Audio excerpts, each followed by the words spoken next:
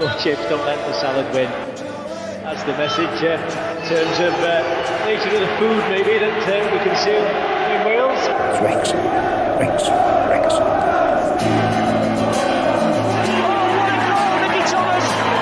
He's done it, the magic little man, Watkin. Oh, he scored! Steve Watkin has got a goal! Ball breaks for Foden, it's in early, as Rush likes it, and he'll chase it, he'll collect it, Ian Rush! Bennett, and that's a second for Wrexham. Well, classic, changing defence into attack. Conley! 1-0 to Wrexham, Carl Conley's done it! Crumble for options, put it back to Morels. Oh, it's a good save! Oh no, it is, and it's in the back of the net. Andy Morel. What a goal! What a goal! What a goal from Al Robson Cardiff! Folks, good wicket kids up. Something special is happening here tonight. Wales are going into the semi-finals of the European Championship. Wanagati, Ferguson has definitely won it for Wrexham now. Here's Mendy! There's that race-class roll again! Saved by Foster! Wales are going to the Euros next summer.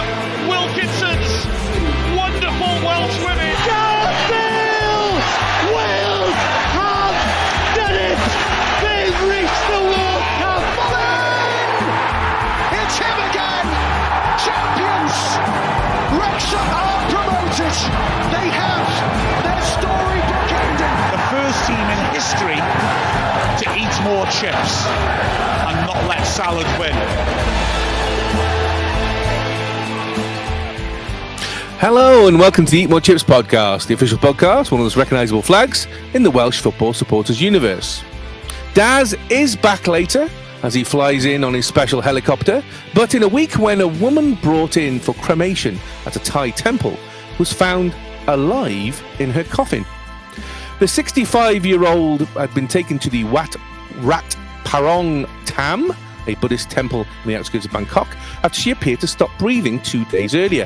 Her family had travelled hundreds of miles with her body in the coffin and were preparing for her to be cremated. However, moments before the service began, a shocked temple manager, Pirat Sutup, said he heard a faint knocking coming from inside the coffin.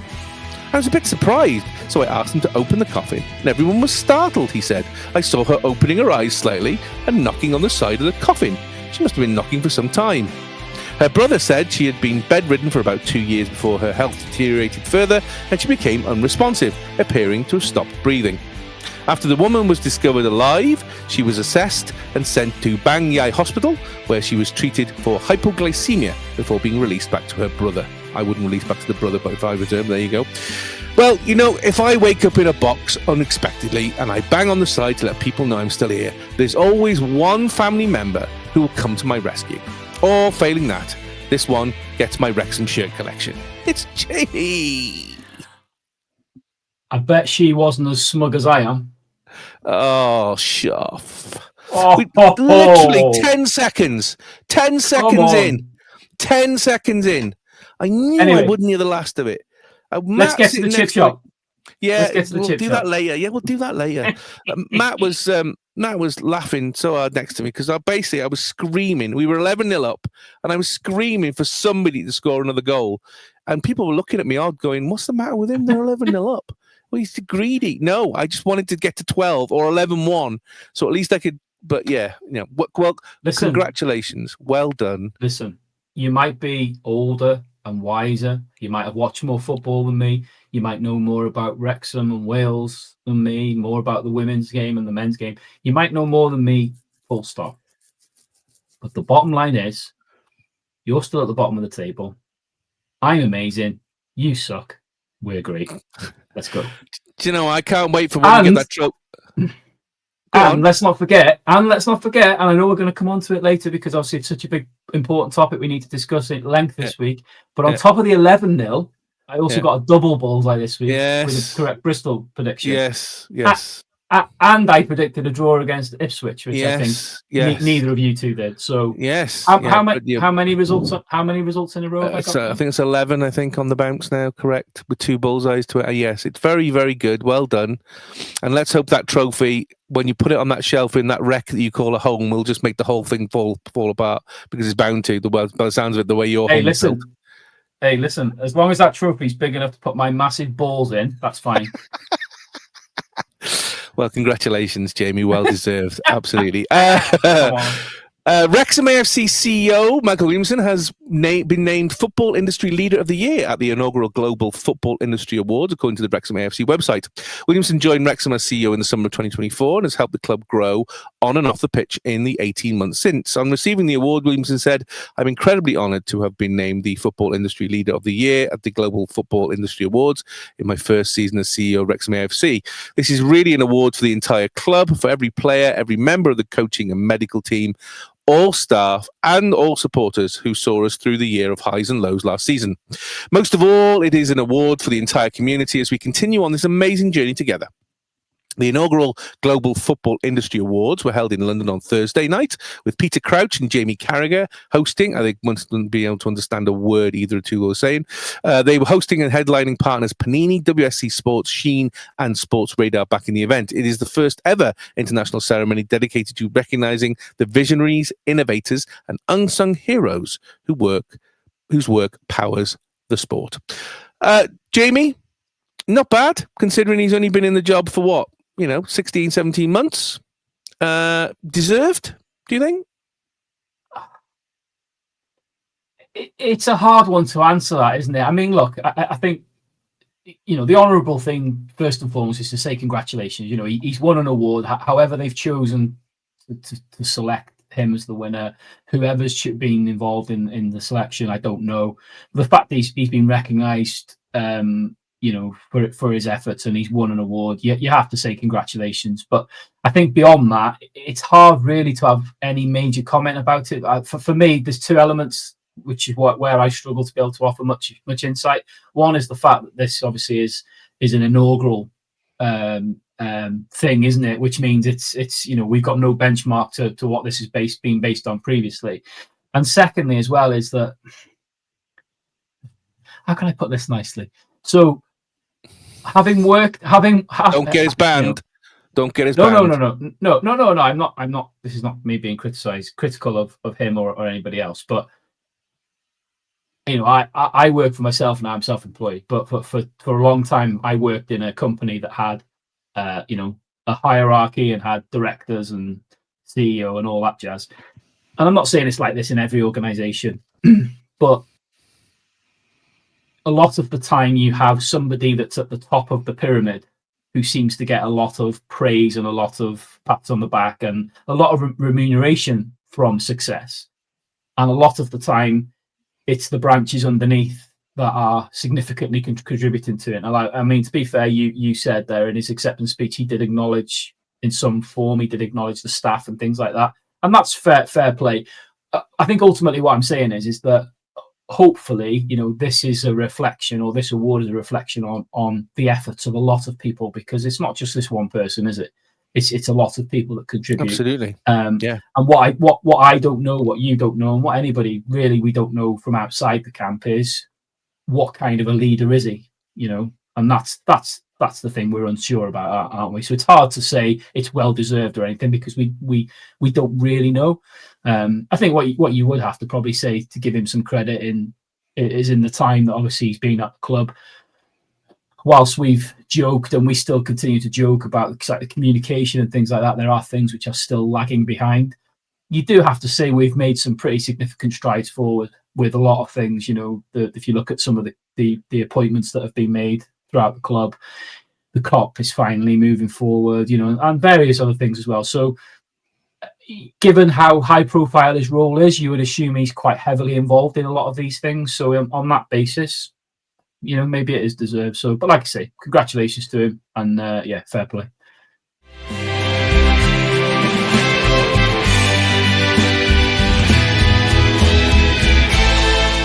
So Saturday saw us in East Anglia as Wrexham took the trip down to Ipswich Town to take on this team in the next round of the Championship games.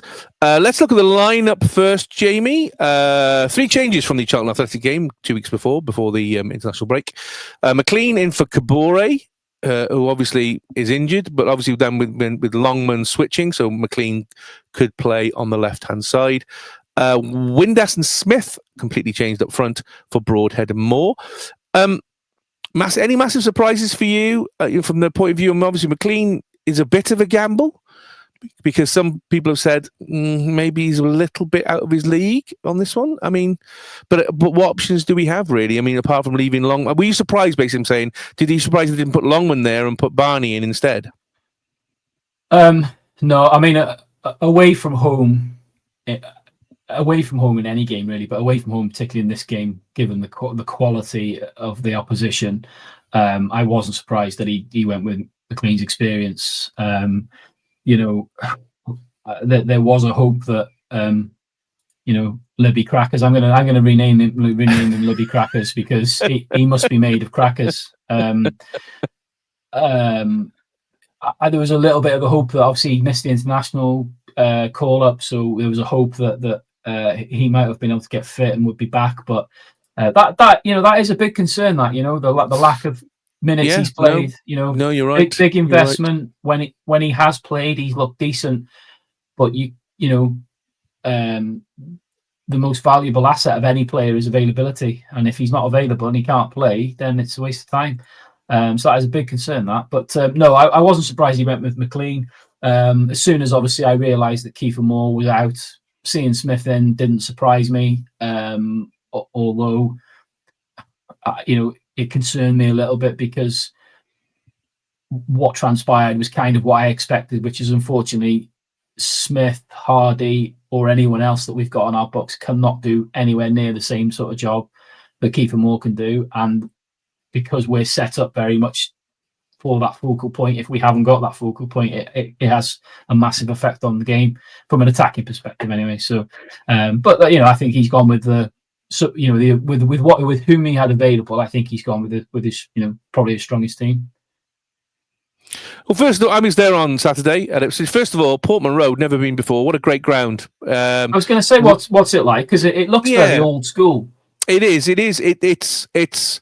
They've done really well because they've taken the essence of an old football ground and they've upgraded it to the point where you can fit 30,000 people into it. But they've not taken away the feeling of an old ground. It's not one of these soulless bowls that you can get. It actually has got some character to it, which is really, really good. And it's great because the outside is all daubed with kind of Ipswich facts and figures. One was an incredible one that somebody pointed out, and I went to have a look at it just to check. So obviously Bobby Robson, used to be one of Ipswich Town's managers, arguably one of the greatest England managers ever. In the 12 years he was in charge of Ipswich Town, he only ever signed 13 players in 12 years. I mean, that's extraordinary. To be able to do that and do the kind of things he did. But a lovely ground.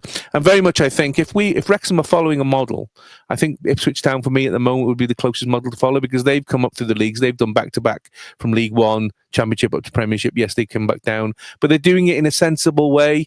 They've sold £90 million of the players, bought 50 million, so they've made a £40 million profit. So they're using the parachute payments well. They're doing incredibly well in the league at the moment.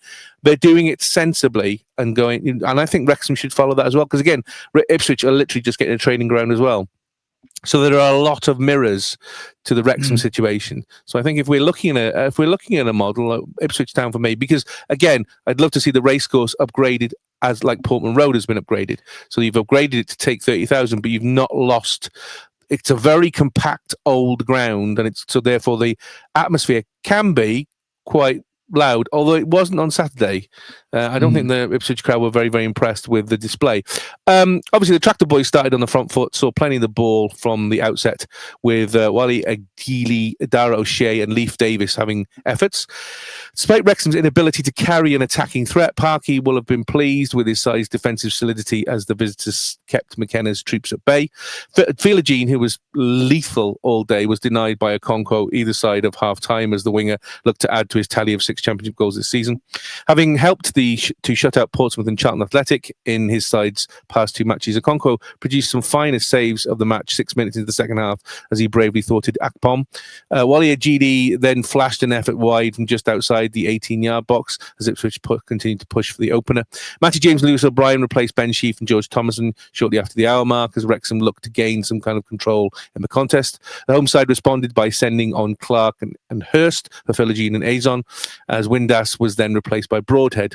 Wally Gidi looked to capitalise on George Dobson's sloppy pass 11 minutes from time, and it was a terrible pass. I mean, we all groaned en masse, all 2,000 of us. Although his tame effort was easily dealt with by Okonkwo. Ipswich had one final chance to net a winner as the ball fell to McAteer from a free kick, although the substitute failed to beat Okonkwo as Wrexham held on for another valuable point. 0-0 in the case. I mean, we've said it before, Jamie, haven't we, that we're hard to beat. It was a painful watch, 90 plus minutes as in the ground, because we were absolutely up against it. And you look at the at the stats right in front of you for those watching on video. An XG, not that I believe in XG, but an XG for Wrexham of 0.05, 2 shots, none on target. We only had 37% of possession. It was park the bus and then park something behind the bus for a lot of the time, and we really frustrated Ipswich. I mean, you were in Belgium. How did you find the Eurostar, by the way? It was very smooth. Excellent, good. Belgium, I mean, you watched this time of year. You watched it from afar. What did you make of this game? I actually think I agree with everything you said, but I've probably got a slightly different kind of. Well, that's why we have you on. That's why we pay the big money. Yeah. Because you're an expert, obviously, because you predicted 11-0. Yes, and I also predicted a draw in this game. I mean, look. This. I think first and foremost, you've got to acknowledge the quality and the level of the opposition we were playing here. Oh, yeah. You said it yourself in your intro to this game about the value of player they sold, and obviously they brought in a lot and they made a huge profit and everything else. But we talked about the Wrexham squad and the fact that we're trying to build this championship squad, and what we've built so far is at a very good standard, but it's the foundations to build over the next 2 or 3 transfer windows to hopefully get us into a position where we can compete at the top end of this table. That's where Ipswich are already. You look at the strength and depth and the quality that they've got all across the pitch. The players they brought on, like you said, they brought on Clark, they brought on Hurst. These are colossal players to be bringing off the bench. So you've got to acknowledge the quality opposition that we were playing. I think if you and I think we said this a couple of times at Wrexham games this season, if you looked at the stats in isolation and hadn't seen the game, you'd look at it and say Wrexham have been battered. And I think to a point you can say that, but despite the fact that they had 19 shots and 8 on target, I didn't feel like they absolutely hammered us and peppered our goal, if that makes sense. They had a lot of the ball. They moved the ball around very well. They looked very, very slick going forward. But they didn't. And I rewatched the highlights just to kind of refresh myself. Yes, they've had some big chances throughout the game, but over a 90-minute game, a team of that quality, you're going to expect them to create a few good chances. But it's not like Arthur has pulled off 6 world-class saves, or they've hit the bar 3 times, or they've scraped the ball just past the post a few times. I thought, a lot of their chances, both the general shots and the shots on target, an awful lot of them, I think we reduced them to long-range efforts. They had a lot of long-range efforts. So I personally don't think the stats are a true reflection on the game, in the sense of I don't think they were necessarily not efficient. I don't think they were necessarily as threatening as the stats suggest. They were in control and they were by far the better offensive team, but I don't think they massively threatened us during that game for the bulk of it.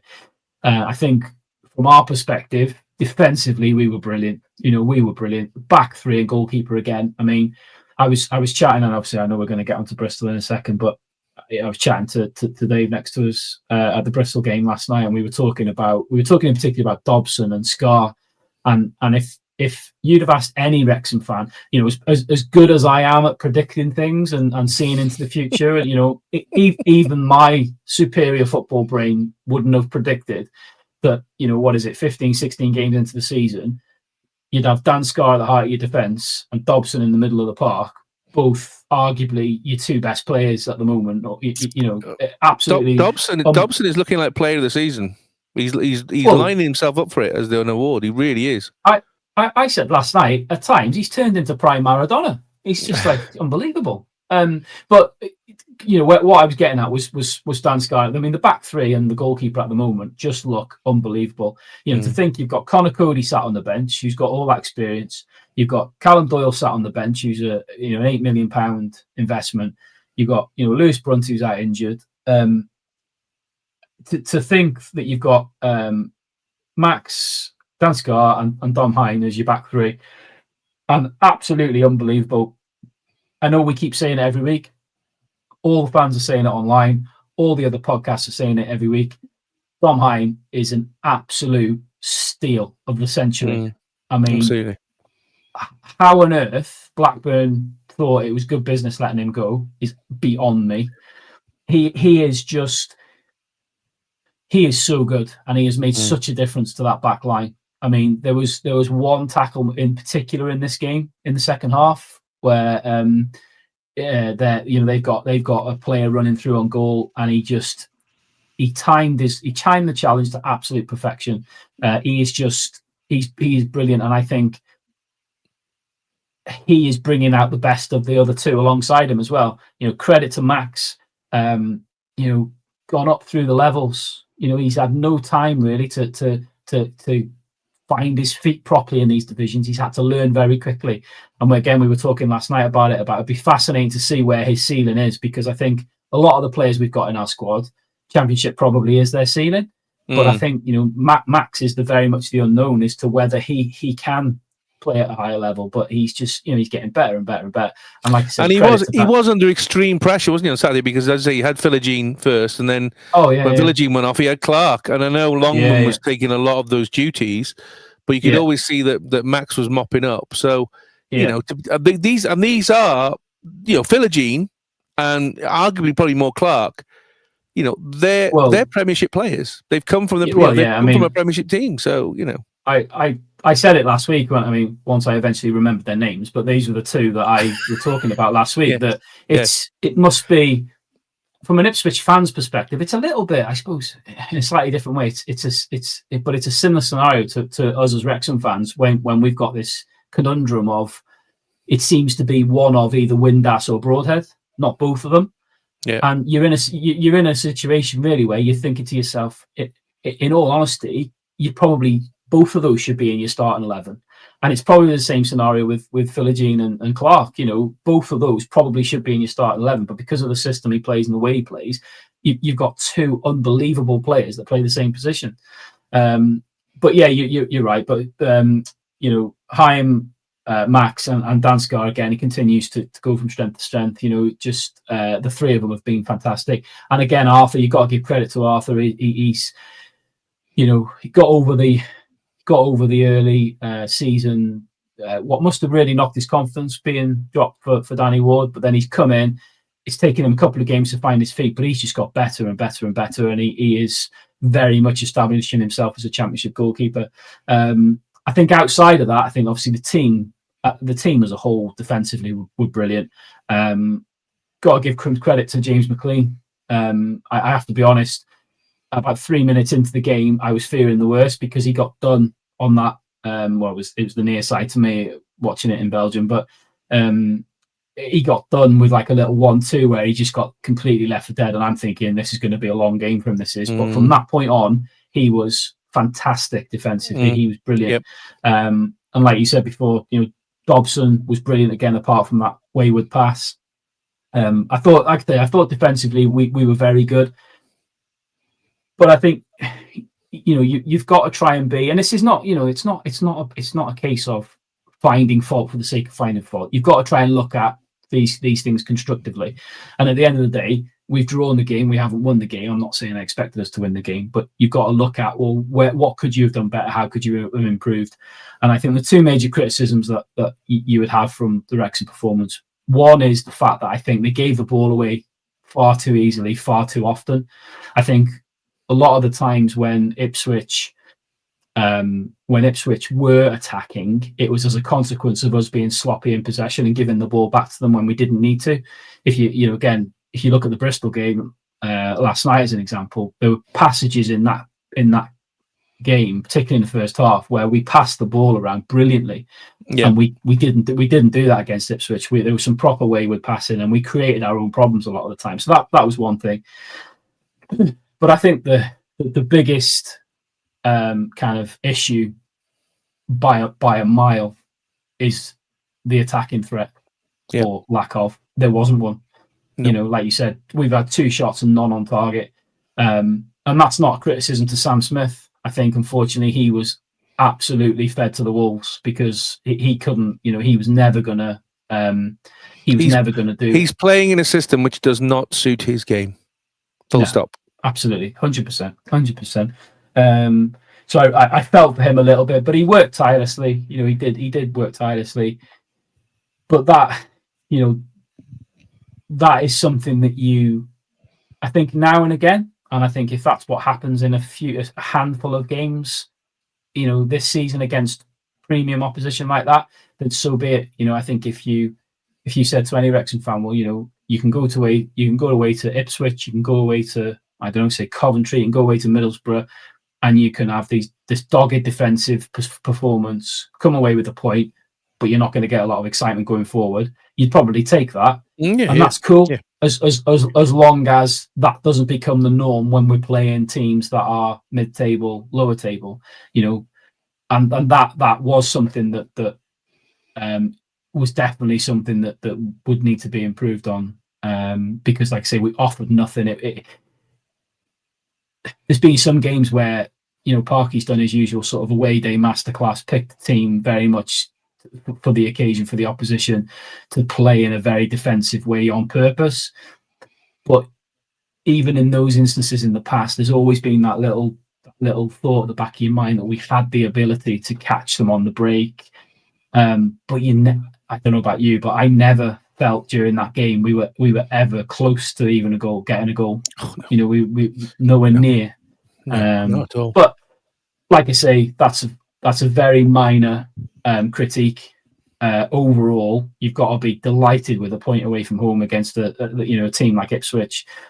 Granted, I know they're still sort of mid-table, but they will be there or thereabouts come the end of the season. 100%. They have got far too much quality to not be. But yeah, you've got to be thrilled with the point. So an interesting conversation walking back to the bus, something that we've both heard many, many times. I was walking back to the bus, and obviously when you walk out of the ground, even though you're with the Wrexham fans, you then mingle a bit with Ipswich fans and you're walking back. And one guy who was walking next to me, who I think was a little bit tipsy, said the thing that we've heard so many times for the last 3 years, that was the shittest football team I have ever seen come to Portman Road. Now, normally I don't bite because I'm like, forget it, ignore it. But I couldn't help it in this point. And I turned around and I said to him, okay, let's look at the facts, shall we? Who is shitter? A side who has gone out to play defensive because we're not stupid and we're not suicidal, because you've got a squad that's worth 200, 300 million and we've got a squad that's worth a fifth, a tenth of that. So we've gone out, we've executed perfectly a defensive game and come away with a point. Who is shitter, us or a team with all these players who cannot break them down and put the ball in the back of the net? And he didn't have an answer. He got really grumpy and walked away. And I just thought, that's the answer. And I am getting quite bored of this rhetoric now. I understand that maybe you might be a bit miffed because you're expecting to roll over us because we're a side who has come up from the National League in quick succession through the pyramid, and we've spent some money, but nowhere near enough. And we do have primarily what is a hybrid League One Championship-esque side, but we're still finding our feet. People, these teams get annoyed because they're not, kicking us into the dirt and hammering us 5-0, 6-0, whatever it is, as some of the fans might expect. But let's take the 3 teams who have come down from the Premiership this season. We've played all 3 of these teams all away, and we've drawn 2 and lost 1. That's not shit. That is a side who tactically have got everything right. Because if we went out there and tried to play prime Brazil, we would get annihilated. We get slaughtered. And that's the key point. Is in the opposition fan's head, like that gentleman that you were talking about. Then we're in a no-win situation, because if we go out and attack and try and win the game, a team of that quality will pick us off easily and end up winning the game 3 or 4-0. So then they go home saying, God, Wrexham were the shittest team I've seen here in a long time. Like, quite rightly, like you just said, Parky is, for all the kind of constructive criticism I have of his tactics, which I've been very open about multiple times, and I stand by that, I have a lot of respect for what he does. Because what he does very, very well. And what he does is this. He can set up a team to play defensively, to make it very, very difficult for a very good attacking team to break down, with a view of coming away from a tough place to go with something rather than nothing. So absolute kudos to him. So it's kind of a no-win. I think in the eyes of a fan like that, it's a no-win situation from Wrexham, because however they approach it, they're going to be shit. You know, I think in 18 months, 2 years' time, I hope the conversation we're having is more a case of, we have the tools to be able to go to grounds like this away from home and have a go at them, because, you know, hopefully we'll be more equipped. That's the plan, you know, is to build up to that. But at this moment in time, Parky's being very, very sensible with the tools he's got available, and he's playing to the strengths of what we've got available. And it worked, because the bottom line is they can have 30, 40, 50, 60 million pounds worth of talent on that pitch and all the best players in the world, but they couldn't score. So, No. You know, job done. And now it's time for the away day footy scran review. So here we are in East Anglia. It's cold this morning. We're at Portman Road for Ipswich Town, and of course that must mean an away day footy scram review. Boy, have we got one for you today. So we have gone for Lukey's Big Boy. That is onions, double burger and cheese on a bun with an iron brew this morning, not water, Jay would be glad to hear, for the grand total of £10.50. Not bad, really. I mean, look at that. That looks amazing. So I'm going to scoff this down, and I'll let you know what it is. Yum, yum. So, Lukey's Burger Man. Where Lukey's Big Boy's from. And what did we make of it? Well, it was half a pound of burger, which was lush. It was cheese on top and in the middle, onions underneath, bacon in the middle, with a bun. It was excellent. It was excellent. Bacon was cooked to perfection, but not too crispy. Cheese was fully melted. Onions were lovely and crispy. Burgers were cooked to perfection, not too tough, not too, not underdone. And the bun was superb. For £8.50 was Lukey's Big Boy. For that, 9 fryers out of 10. Bravo, Ipswich. Bravo. Very well done. You know what? If I wasn't such a greedy bastard, I'd have another one, but I'm not going to, because, yeah, that's probably not a good idea. Anyway, let's look forward to the game, shall we? Up the town. That was a mighty fine burger. Very, Lukey's very Big nice. Boy. Lukey's Big Boy, yeah. And I spoke to Lukey. I actually spoke to Lukey, and he said yes. We only sell things that we are willing to eat ourselves. That's why we don't sell crap. If we're not happy with it, it doesn't sell. So he said that's how it is. He said, and we have had other fans come and other podcasts come, and they've rated us highly from that point of view. So that's great. Let's look at the footy scran table then. And Ipswich moved to the top with 9 fryers out of 10. I think that's going to be hard to beat this season. Stoke in second, Britain Ferry Llansamble in third, Southampton fourth, Aberystwyth fifth, Leicester in sixth, and Wobbly Stadium right down the bottom, exactly where they belong, in seventh. I mean, Jamie, you like a burger as much as I do. I mean, the police force are aware of that. as is your driving license.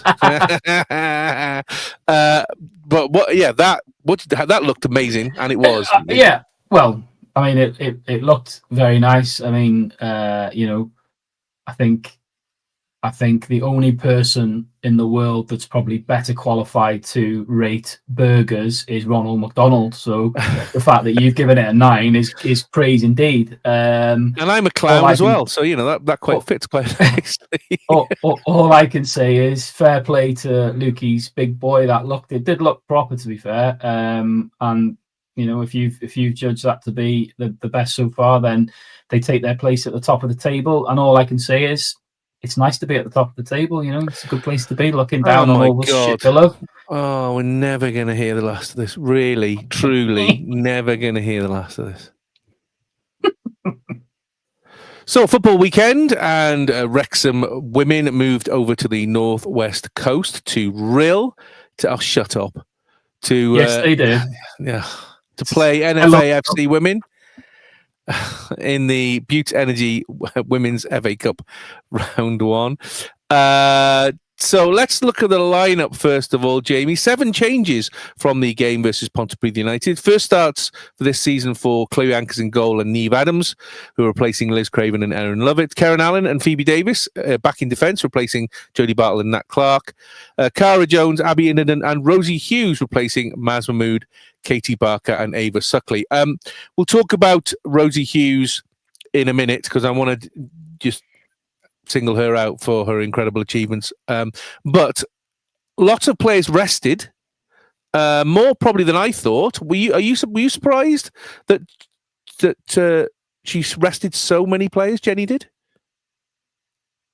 Not really. I mean, like you say, it's 7 changes, but it's 7 changes from a small pot, if that makes sense. I've said this the last few weeks when we've been talking about these cup games and the changes and stuff.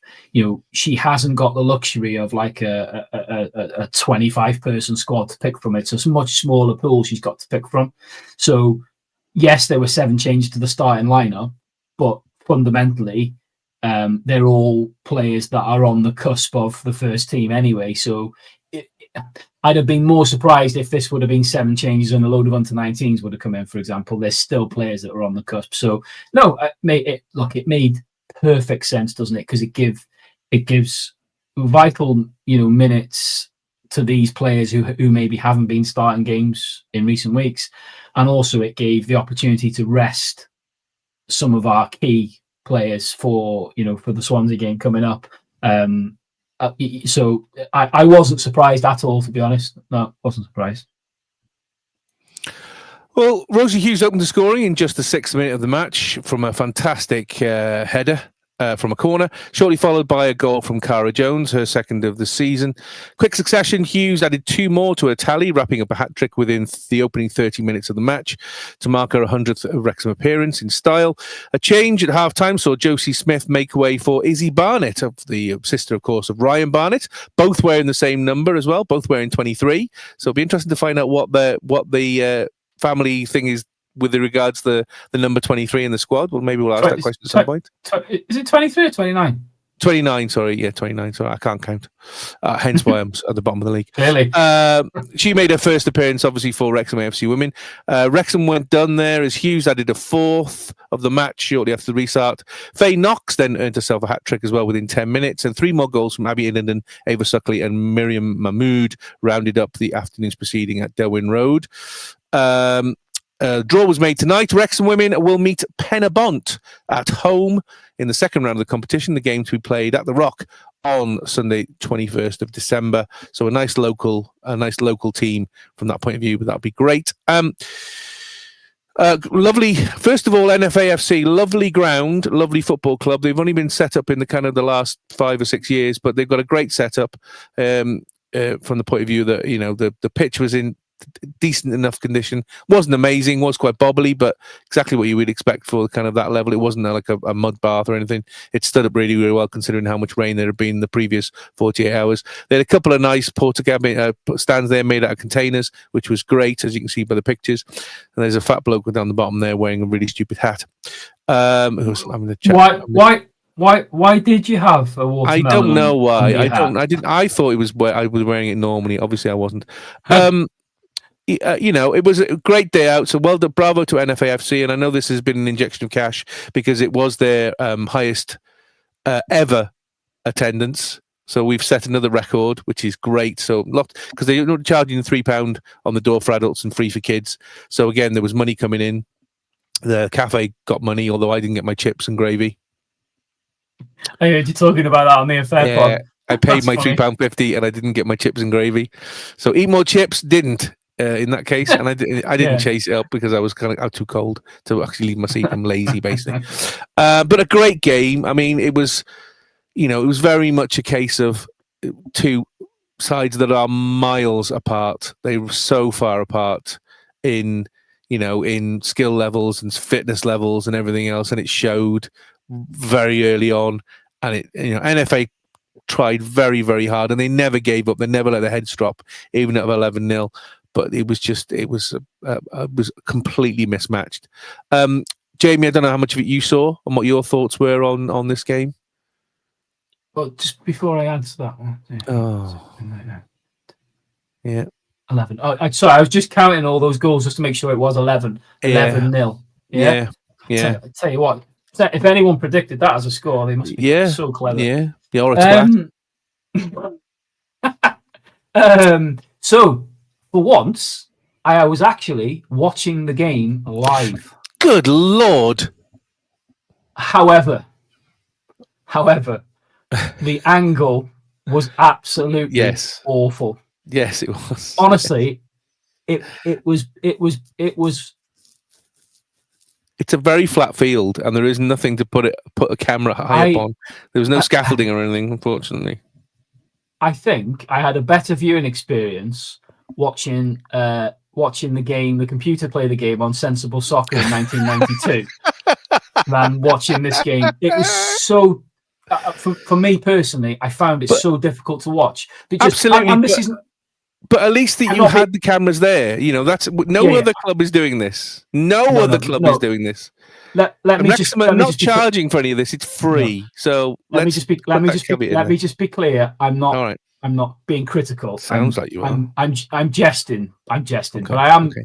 What I am saying is, it was very difficult to watch the game from that angle because it wasn't even like as if you were stood on the side of the pitch, kind of thing. It just the perspective you got as the ball went towards either of the goals or across the other side, which is very, very difficult to get a good perspective on it. But like you say, bottom line is they're making it available. It's free to watch, as we know from listeners and viewers to the pod. It's followed really well by fans overseas, which is great as well. So I'm not being critical. I'm jesting, but it was a little bit of a disappointment. I finally got to be able to watch a game live, and then I was really struggling to actually follow the footage. But no, I mean you're right with everything you said at the start. Like you say, credit to NFA. They absolutely didn't stop, and they gave everything they had from first whistle to the last. And like you say, they kept going even when, you know, at the point in which they probably got to about 3-0. A lot of, you know, you could have understand if heads would have gone down, but they carried on as best as they could. But you hit the nail on the head in your intro.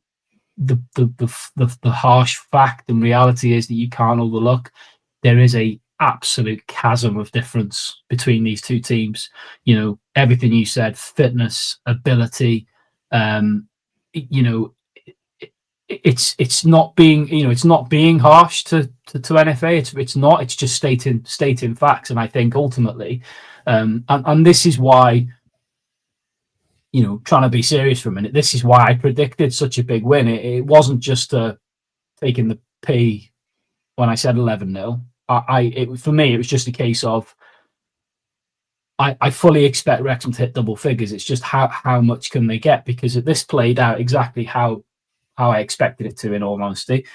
Yes, there's always, you know, with a cup game and when you've got a much higher ranked team playing a lower ranked team in any competition, we've seen it so many times over the years that there's always that possibility of, an upset or whatever.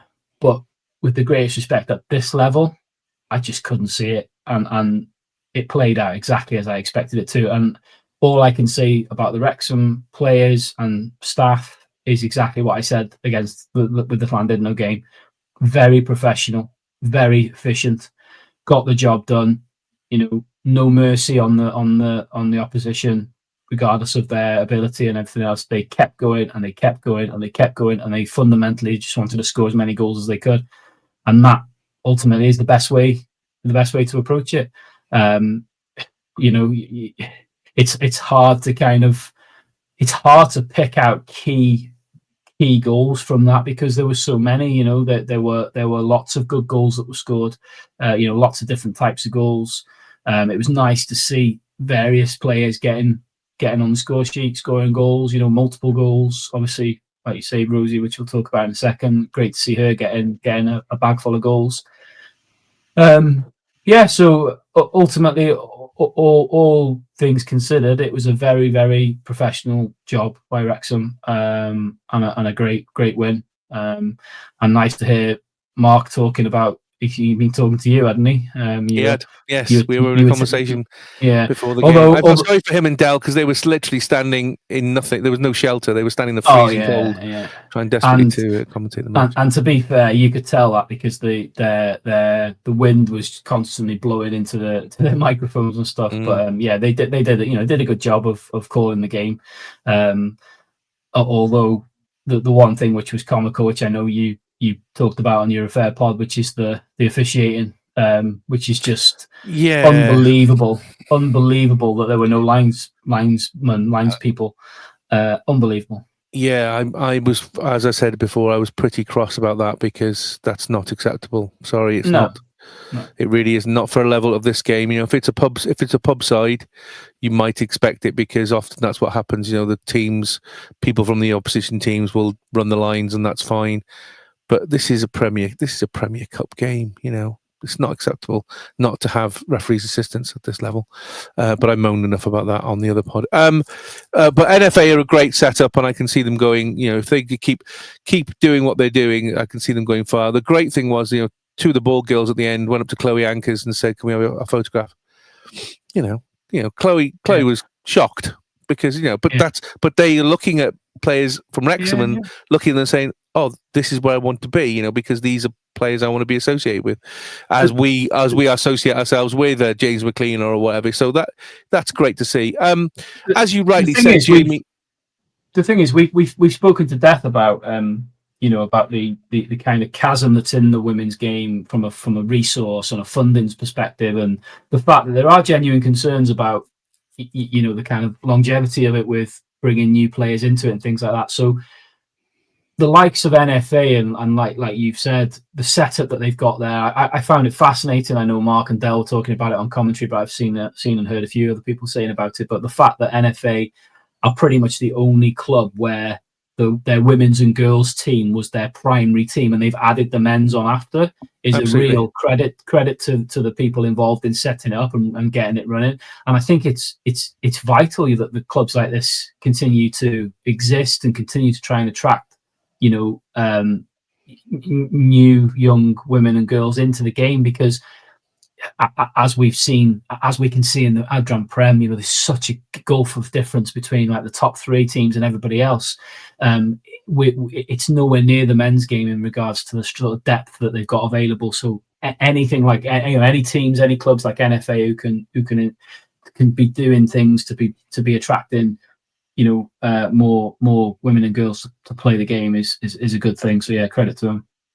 Well, Faye Knox scored a hat-trick. One of them was an absolute screamer. Beautiful shot from long distance, which absolutely the keeper had no chance.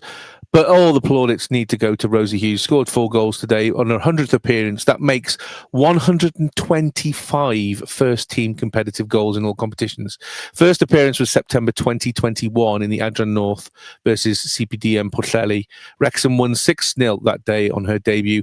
She scored a hat-trick. I mean, we've got to remember, Jamie, how few matches compared to, a championship or an EFL or whatever, how few games are played, because, in the Adran Premier, there are only 8 sides, so you can only play 14 times in phase 1 and then 6 times in phase 2. So that's 20 games in the top leagues. It's less than that in the Adran North.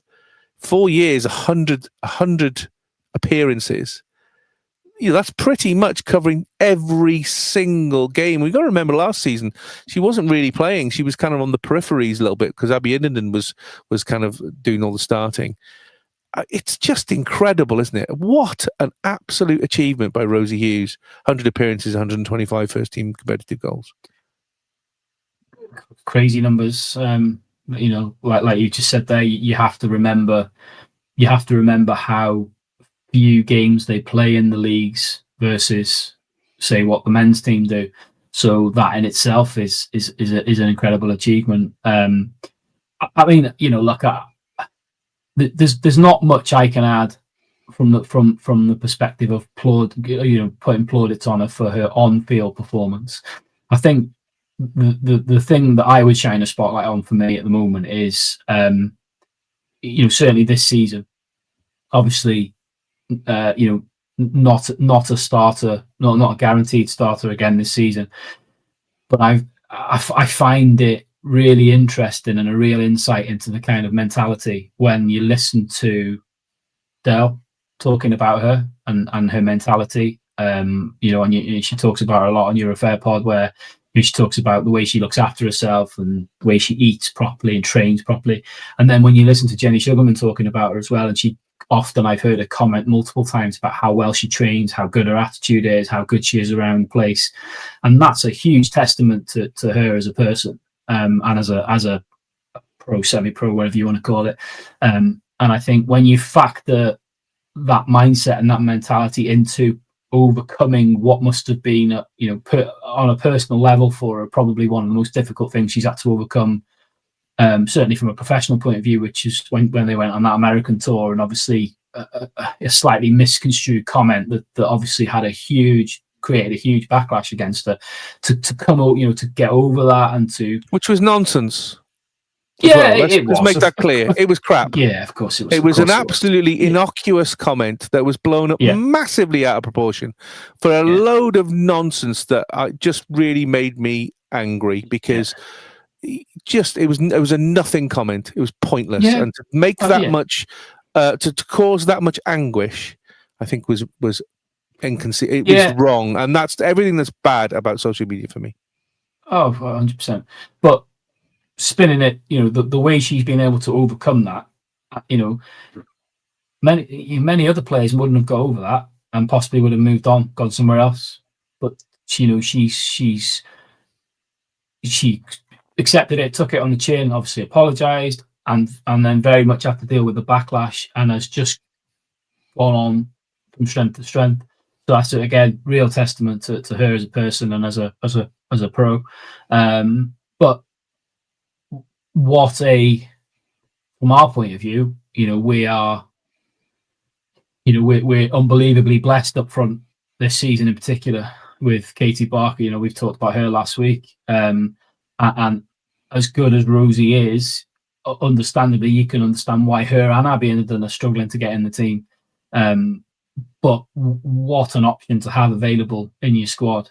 Somebody who is quick, powerful, understands the game really well, and is a very good finisher. What a brilliant asset to have in your squad. So I'm glad.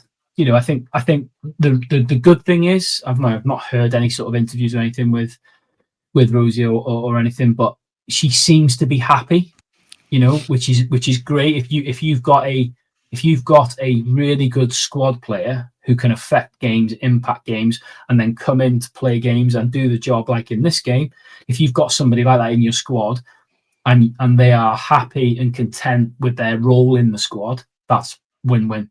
The challenge comes when you've got a player who is, arguably a first team player, but for whatever reason isn't quite in the first team, and then they're not happy. That's much more challenging, but she seems to be, very happy playing her role in the squad. So again, it all leads back to just kind of a testament to her as a person. And credit where it's due. The numbers are just ridiculous, absolutely ridiculous. So, long may it continue. Well, Wednesday night saw Wrexham back at the Stok Cae Ras to take on Bristol City in the next game in the Championship. Let's look at the lineup first, Jamie, because you were there. Only 2 changes, really. The 2 changes up front, so Broadhead and Moore back from injury, in for Windass and Smith. Glad to see Moore back, and surprised maybe there were no other changes, or exactly what you expected it to be. To be honest with you, I didn't really have anything in the way of expectations. I was hopeful that Kiefer Moore would be back involved. As to when I saw his name on the team sheet, was really happy, because as we've spoken about, I think the bottom line is that the team is set up, and the way we play is set up to play to his strengths. And if he's not in the team, we're a very different team. So the fact that he was back in there was brilliant. As much as I think Josh Windass has been a fantastic addition and is a great player. Delighted to see Broadhead get a start, because I know what he's capable of. We just haven't seen the best of it yet. And I think, in fairness, you can't really be overly critical of him. There have been a few question marks about like his work rate and stuff when he's played, and there is a conversation you could have there about that. But I think we've made it very difficult for him, because we're asking him to play, or we've been asking him to play in a position that he's not comfortable in. Yesterday, very similar to Smith. Very similar to Smith. Yeah. We're asking him to play a game which he's not suited for, really. Yesterday was a little bit different, which I'll come to in a minute. But I was delighted to see him get a start. The only one thing that I did, my initial thought was, when I looked at this team, I was thinking, Sheaf, Dobson, and Thomason as a midfield 3. That looks quite a defensive kind of, quite a defensive. I mean, don't forget, O'Brien was suspended, so we couldn't have picked him anyway. No, and then that was ultimately where I went to after that. I was thinking, well, ultimately, what else could he do? Because your only other midfield options really you got available were Matty James, who, he's definitely still got a part to play, but he is he going to offer you anything more than those 3? And obviously Rathbone was back on the bench, which was great, but exactly that, back on the bench, not really being involved. Although it did make me laugh. So did you see my little video I posted on Twitter? I did, yes, I did. And I did want to ask you. I did want to ask you. It was quite funny. So I saw him walking across. It just so happened. So I got a new phone, right? I've got a new iPhone 17, and I was just using it for the first time, just dicking around with the camera, because it's got a ridiculous zoom on it, and I was just messing basically with it. And as the players came out, or just as the substitutes came out to walk across the pitch, before the players came out, I saw, oh God, there's Connor Cody, and there's da-da-da. And I was like, who the hell's that? And I zoomed in, and I saw Ollie Rathbone walking across the pitch with his big jacket on and this little tuck bag on his back. And my first thought, which is exactly what I posted, was, substitute at 7:45 and then off swimming at 10 o'clock. It looked like he was off swimming. But it did make me laugh. But no, I mean, great to see him back on the bench. And hopefully he'll get some minutes soon, which will be great. He got a lovely reception when he went down the Cold Road then to warm up. He got a really nice reception, which was good. But no, I wasn't overly surprised with the lineup, to be fair. Well, according to the BBC website, having absorbed pressure throughout against Ipswich on Saturday, Wrexham swiftly got on the front foot this time around. You were there on Wednesday, so the floor is yours. What did you make of this game? I mean, a fantastic result. I think, obviously, not watching Bristol week in, week out, it's hard to know for sure, but I was surprised by them. I thought they were nowhere near the kind of challenge that I thought they were going to be. Pardon me. I thought they were quite poor, if I'm being honest. Although you have to be fair, they were missing a couple of key players. Scott Twine in particular. Twine was the one, yeah. Absolutely. He's been brilliant for them. But that being said, they are a very well-established Championship squad. In the playoffs last season, they'll probably be expected to be somewhere near again this season. They beat Swansea 3-0 at the weekend. I think if I flip it the other way and give credit to Wrexham, I think probably that, the first half, I think for 35, maybe 40 minutes, arguably the best football we've played all season. We were brilliant against Coventry. We were absolutely brilliant against Coventry. But I think that first 35, 40 minutes of the Bristol game, I think was probably the best stuff we've played. We've played all season. The front foot, we were on the front foot, the passing and the movement, very fast, very quick, 1 and 2 touch passing, moving the ball from back to front.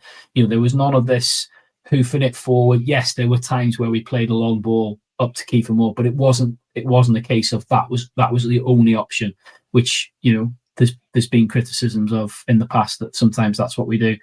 There was a real intent to the way we were playing, and I think it really caught Bristol by surprise.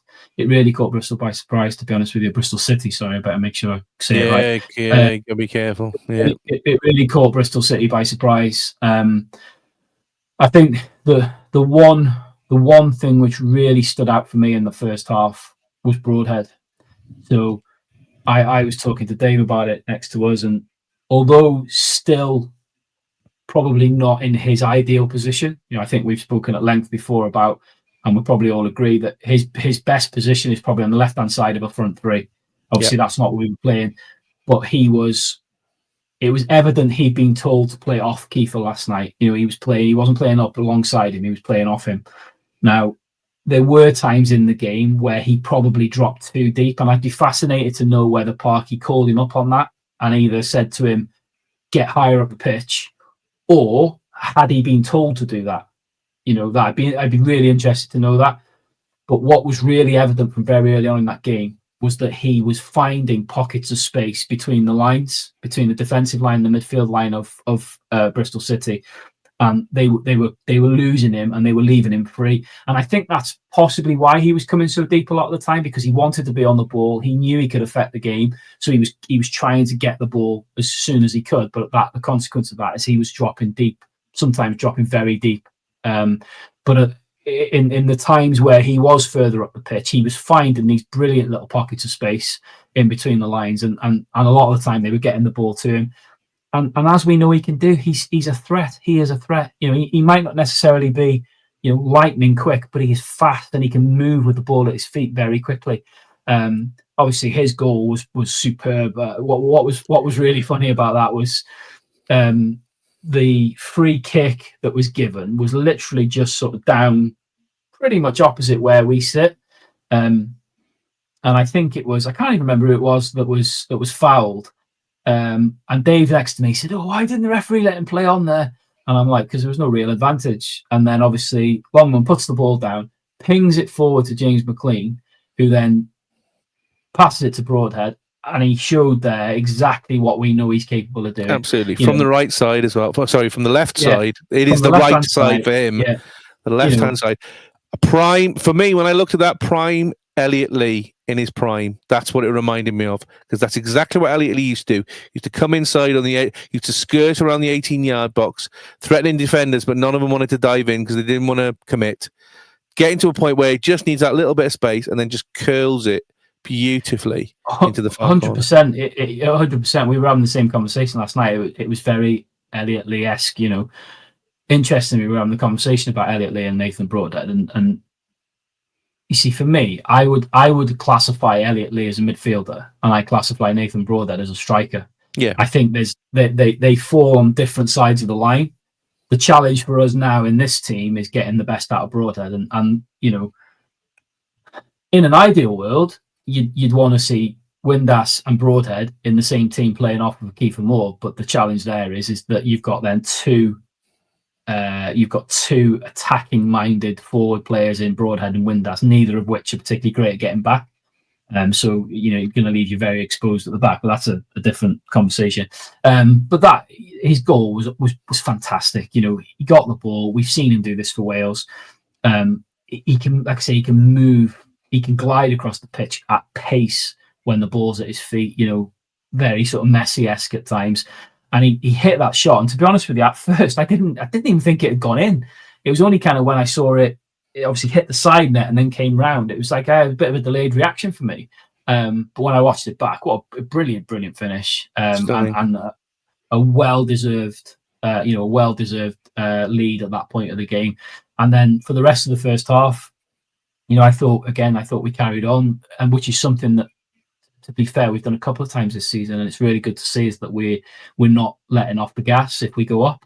Yeah, I had a very similar feeling in this one as I did against Coventry, where we got the lead, and then I was thinking, obviously Dobson gets that massive chance in the first half. I think I'm guessing he must have borrowed Lewis O'Brien's football boots last night, because obviously it was again hit that was the target. Hit the bloody target. That was a lovely move. He's clean through on goal. He's got to score there, and I'm thinking, is that going to come back and bite us in the nuts? There was that one. There were a couple in the second half as well, where Kiefer Moore had one. Who else was there? Kiefer Moore had one. He had two, didn't he? Kiefer Moore had two. Yeah. At least he got the second one on target, rebounded to Windass. Which he. And I'm thinking, it's in. This is in. And how he didn't. It just didn't bounce for him. It didn't lie for him, which is incredible. But I think, to be fair, I think that first half, I think I'd go so far for me as to say, for probably 35, 40 minutes, I think we were probably the best we've played all season. Real quality stuff, really pleasing on the eye to see. And it just goes to show, I suppose, you can play attractive football, playing this system. The challenge is you've got to make sure you do what we did last night, which is keep the ball on the floor and play it forward.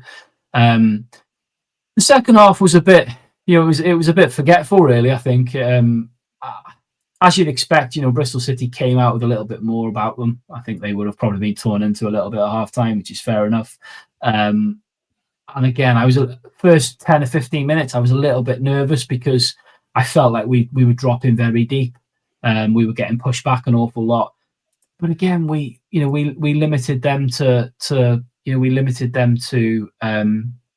not a lot of good chances, really. Yes, they did have some good chances during the game. I mean, obviously, I've missed probably the big controversial moment in the first half for them, which was when they did have the ball in the net.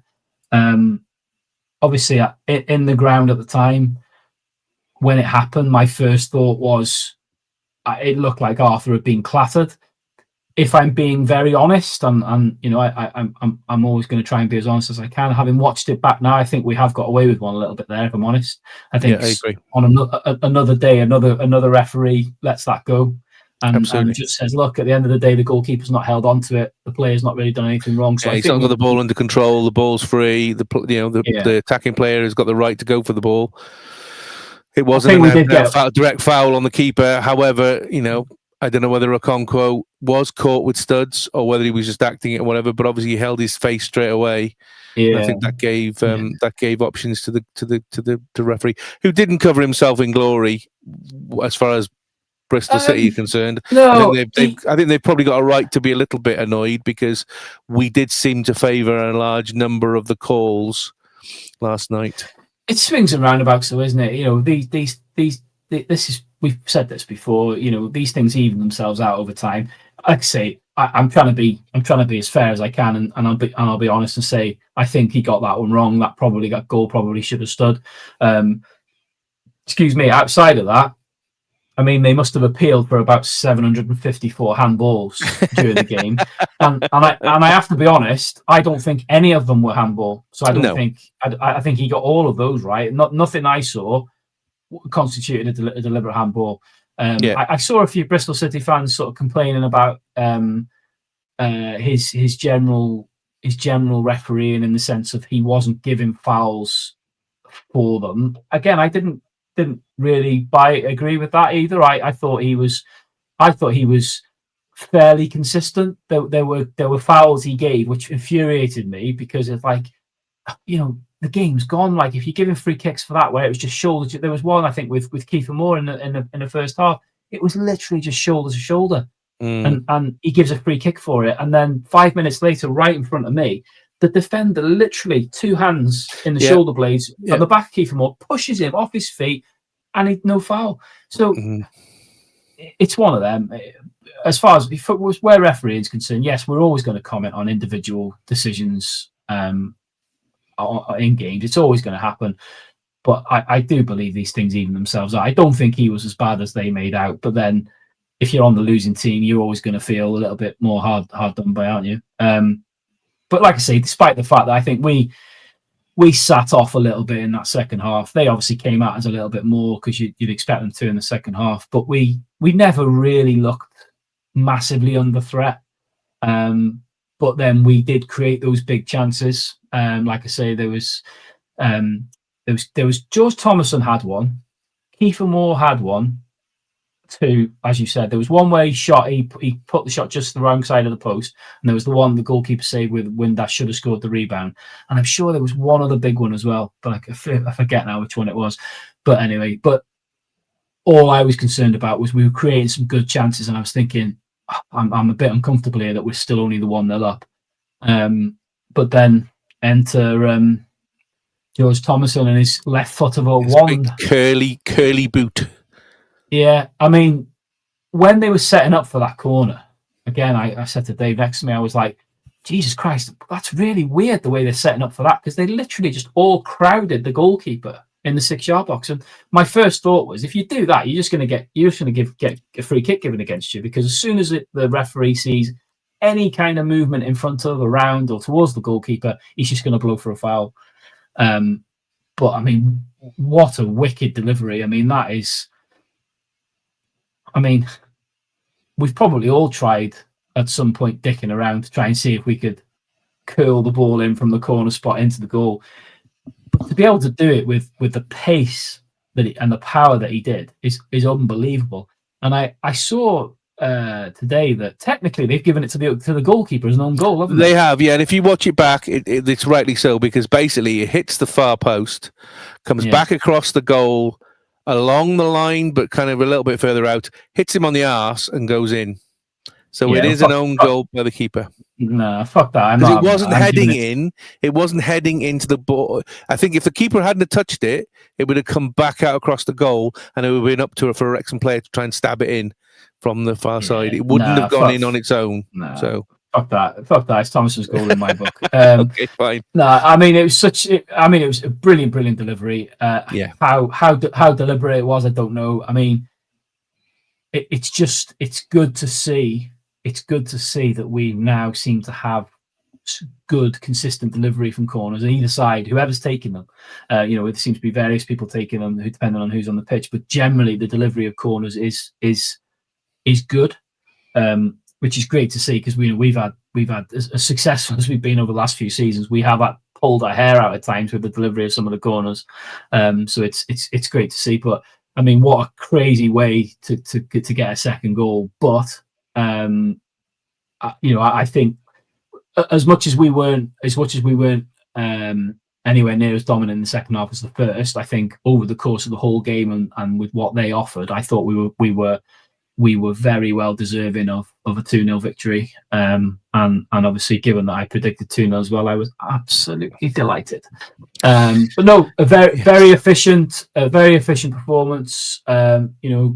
Great to get another home win under the belt against a very good team. Some good performances. Dobson again was just, like I said in the last game. At times he turned into prime Maradona. I mean, there's not many Wrexham fans, myself included. And I think if he was being honest, I don't think Parky expected it either. I don't think there's very many people, and this is, this is like a real backhanded compliment to George Dobson, but I don't think there's many people that would have predicted that he would be arguably our best player at the moment. We've definitely got our money's worth out of him. There's no doubt about that. Because, But do you know what? Credit to him, because the challenge was laid out. You've not played at this level before. Can you do it? Have you got the ability to play at this level? And he's absolutely stepped up. I thought he was brilliant.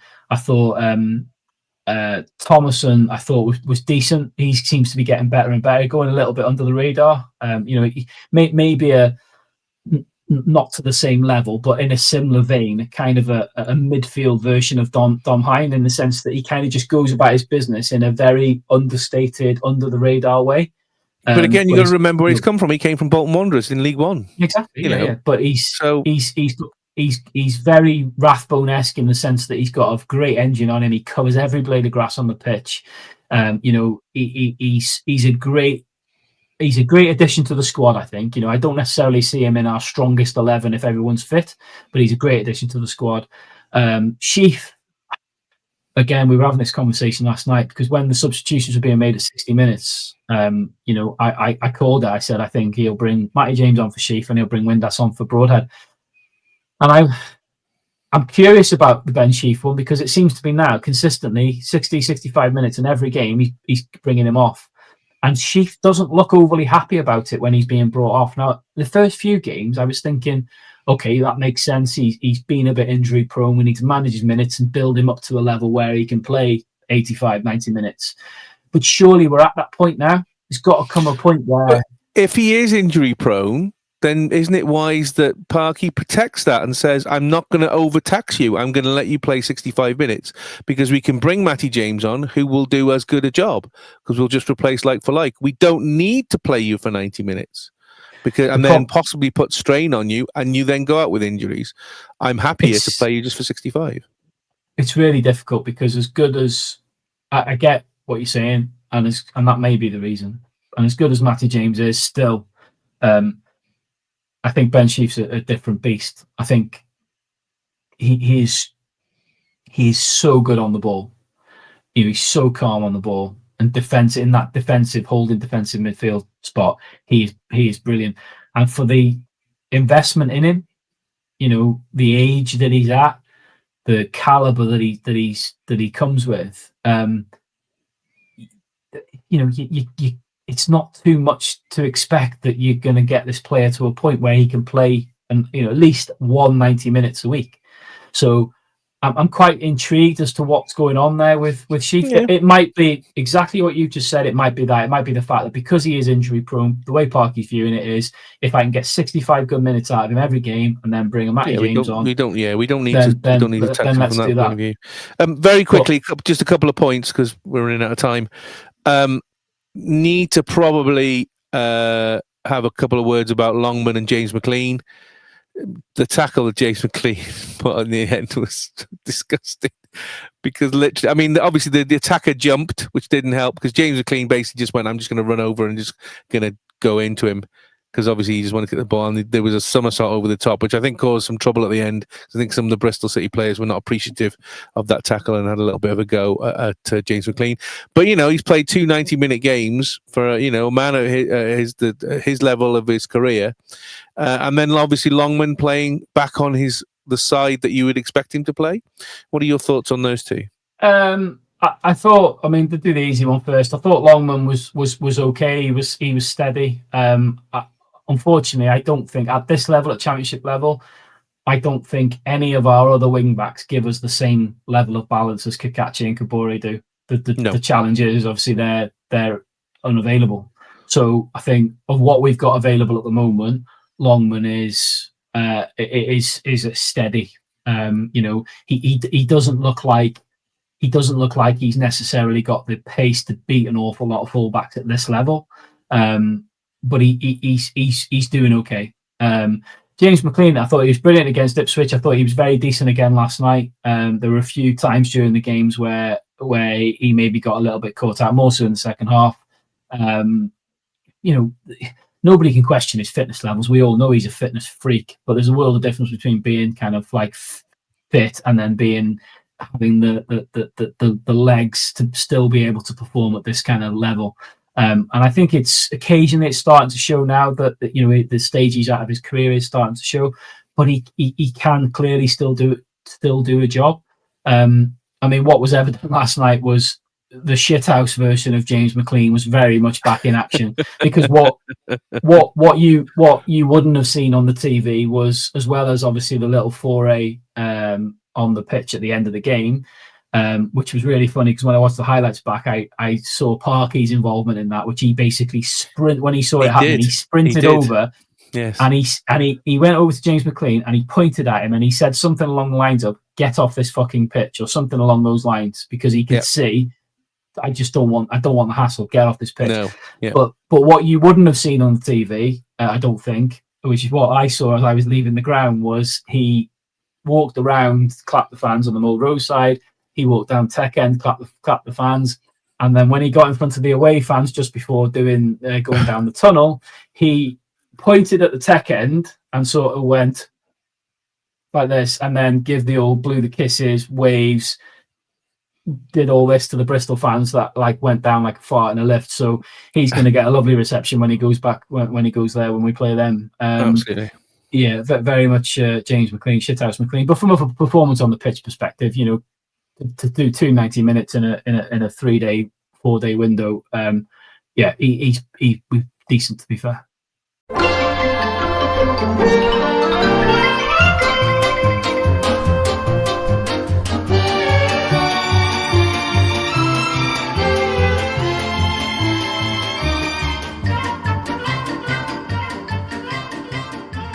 Stand by your fryers and chip forks. It's time for the chip shop. Daz is back behind the counter. Hello, Daz, with a very smug-looking Jamie, ready to serve up some more predictive goodies. Should we have a look at the table? Yes, please. Should we have a look at the table? No, we don't. All right, we'll have a look at the table. Yes, Jamie is massively happy this week because he's now on I think it's an 11-game winning streak, prediction-wise, with 2 bullseyes at the end. 2-0, the Wrexham Bristol City, which means Dad slips up because he predicted the draw. At least I got a point from that. But then he predicted correctly 11-0 win. I can't tell you how much I was willing Wrexham to score, or NFA to score, to be fair. I'll have been happy for NFA to score one. Come on, you've got to give me that. What a prediction. Off. That is a fluke. You know it's a fluke. That's there is no way. That's balls. It's a fluke, an absolute fluke. And it will not last because it's a long season. We're not even halfway through yet. Anyway, so he gets obviously double points on both of those. Plus, he gets the correct point from the Ipswich Town game as well. He predicted a draw. Daz and I slip up there. So he's now increased his lead on Daz to 6 points and his lead on me to 10 points, which pretty much seals me out of it because there's no way, even if I'm... Come on. Let's have more of the glass half full. Come on. Daz, I am the biggest optimist in the world, but even I'm also a realist, so that's not going to happen. Anyway. I'll DM you my address, Daz. You can send that trophy tomorrow, yeah? Yeah, shut up. Yeah. Anyway, so well done, Jamie, for that. Congratulations. Let's see if you can pull it off again this week. So first into the fryer tonight, it's Korea Republic Women. So Friday, 20th of November, today, in Malaga in Spain, kick-off 6 p.m. at GMT. Cymru Women have a friendly against Korea Republic Women. Korea Republic are ranked 21st in the world, 11 places above Cymru. Formed in 1948, they have been runners-up in the AFC Women's Asian Cup in 2022 and have qualified for the next cup to be held next summer already. They've qualified in 4 World Cup tournaments, the last being in 2023, where they didn't get out of the group stage. So far this year, they've played 10, won 4, drawn 3, and lost 3. The 3 they lost being twice to Australia, which Cymru lost to recently, and once to Colombia. Cymru, of course, have called up new midfielder Laura Hughes, who was once capped by Australia in a friendly, but her grandmother is in Gwent.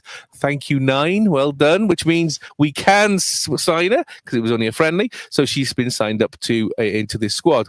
Also uncapped in this camp, Poppy Soper, Annie Wilding, Olivia Francis, and Phoebe Poole.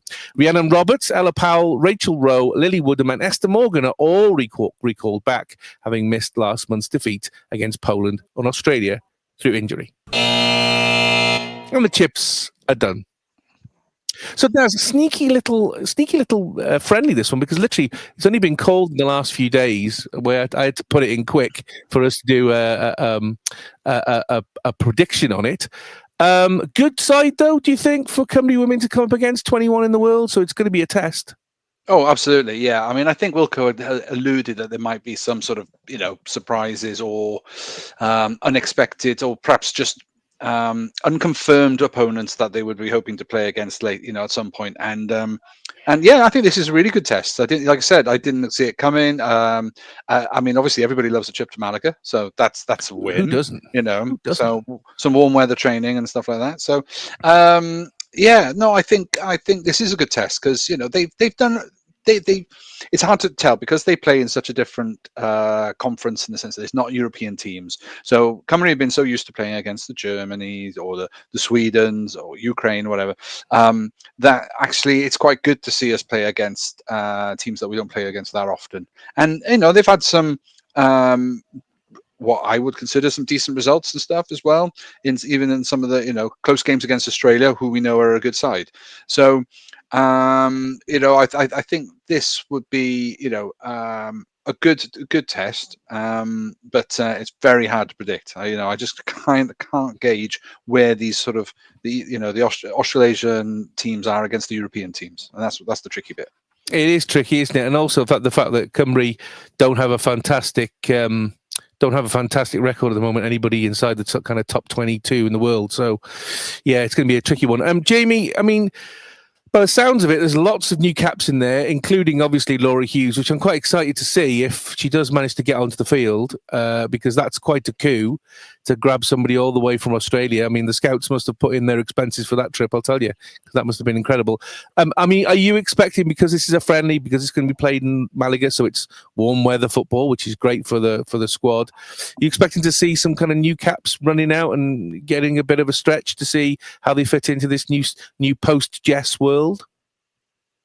Yeah, I would imagine so. I think she'll try and utilise these games for that very purpose, because I think, like we spoke about a couple of weeks ago, the women's team is very much in transition now, isn't it? With like obviously Jess Fishlock being the high profile one to finish, but there's been some others that have moved on or retired or finished or whatever. So there's quite a lot of transition going on now into a new wave of players. So that's what these games are for, and I mean, I suppose credit where credit's due. Picking an opposition that is going to give you a stern test, I suppose, is I know we've had this conversation before, but the debate about whether you get more out of an opposition like this than you would out of somebody that you thump 3 or 4-0 or whatever.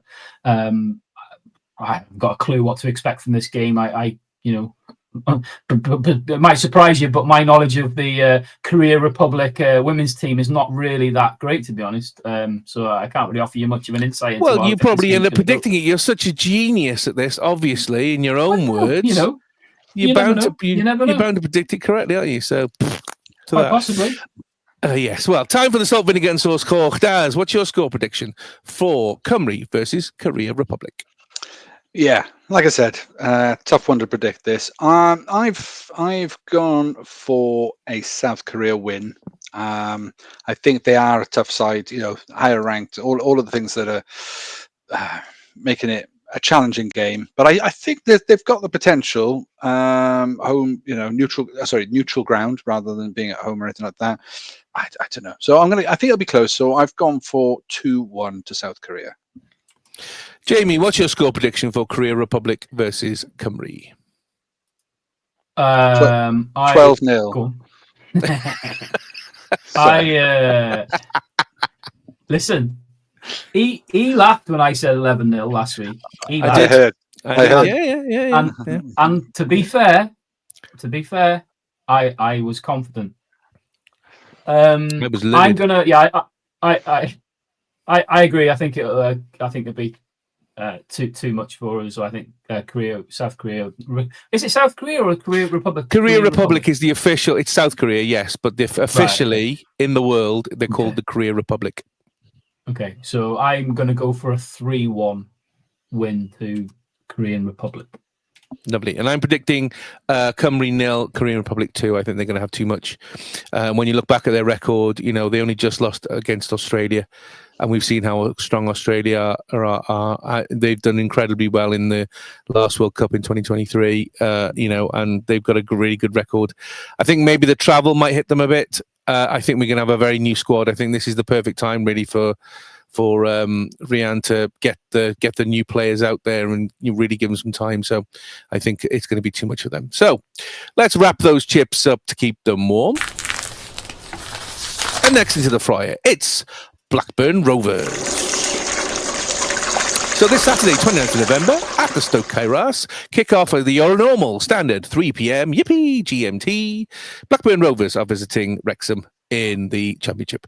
Blackburn Rovers are probably best known for winning the Premier League title in 1995, but that was now 35 years ago, and I think people need to remember that. Oh, yeah. After dropping out to the top division in 2012, they've mainly been in the Championship, barring one season where they were in League One between 2017 and 2018. I think you'll find it's only 30 years. Please don't make us that old. Okay, well, 30 years. I mean, when you get to my age... And you wonder why you can't get predictions right. At my age, they all just join into one. That's the problem.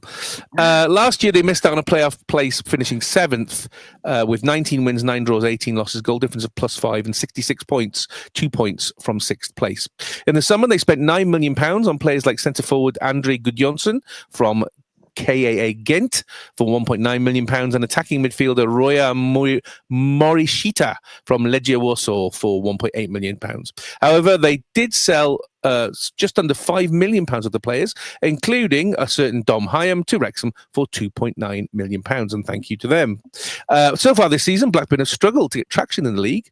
6 wins, 1 draw, 9 losses, goal difference of -5 and 19 points, which puts them only 4 points from the relegation zone. Their last 5 results: a 2-0 win away at Leicester City, a 1-0 win away at Bristol City, a 2-1 loss at home to Derby County, a 2-1 win away at Preston North End, and a 1-0 loss at home to Queen's Park Rangers. Wrexham and Blackburn Rovers, of course, last met in the 4th round of the FA Cup in January 2024 at Ewood Park. Andy Cannon scored in the 19th minute to put us in the lead before Blackburn showed their dominance, eventually winning that tie 4-1. And the chips are done.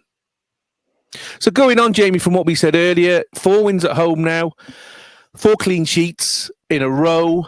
We're starting to turn the Cais Ras into a bit more of a fortress. Blackburn have a decent away record, much better than their home record. Can you see Wrexham just continuing as they carried on Wednesday and just, take this next side out of the list and move on? Well, that's the hope, isn't it? I mean, we are we're really building some momentum now. The performances are generally good, but we're building some really good momentum now, and we're really finding our feet in this league. Blackburn are a funny one because you look at their league position and you think, oh, they're pants, but then you look at their results, and you went back 5 results there. You go back one further, they beat Southampton 2-1. Granted, yeah. I know that was when Will Still was still there and they were struggling, but still, they beat Southampton, they beat Leicester, they beat Bristol City. That's 3 big wins, that is, home and away. But then equally, they've lost to Derby, and then they've lost to QPR. So, yeah, I as we've said a million times in this league, we're not going to win every game, we're not going to draw every game, we are going to lose games. But at the moment, I would hope that we could continue the good form that we're in at the moment at home to these. So I expect us to beat them, but I'm not expecting I'm not expecting us to kind of steamroll over them, to be honest.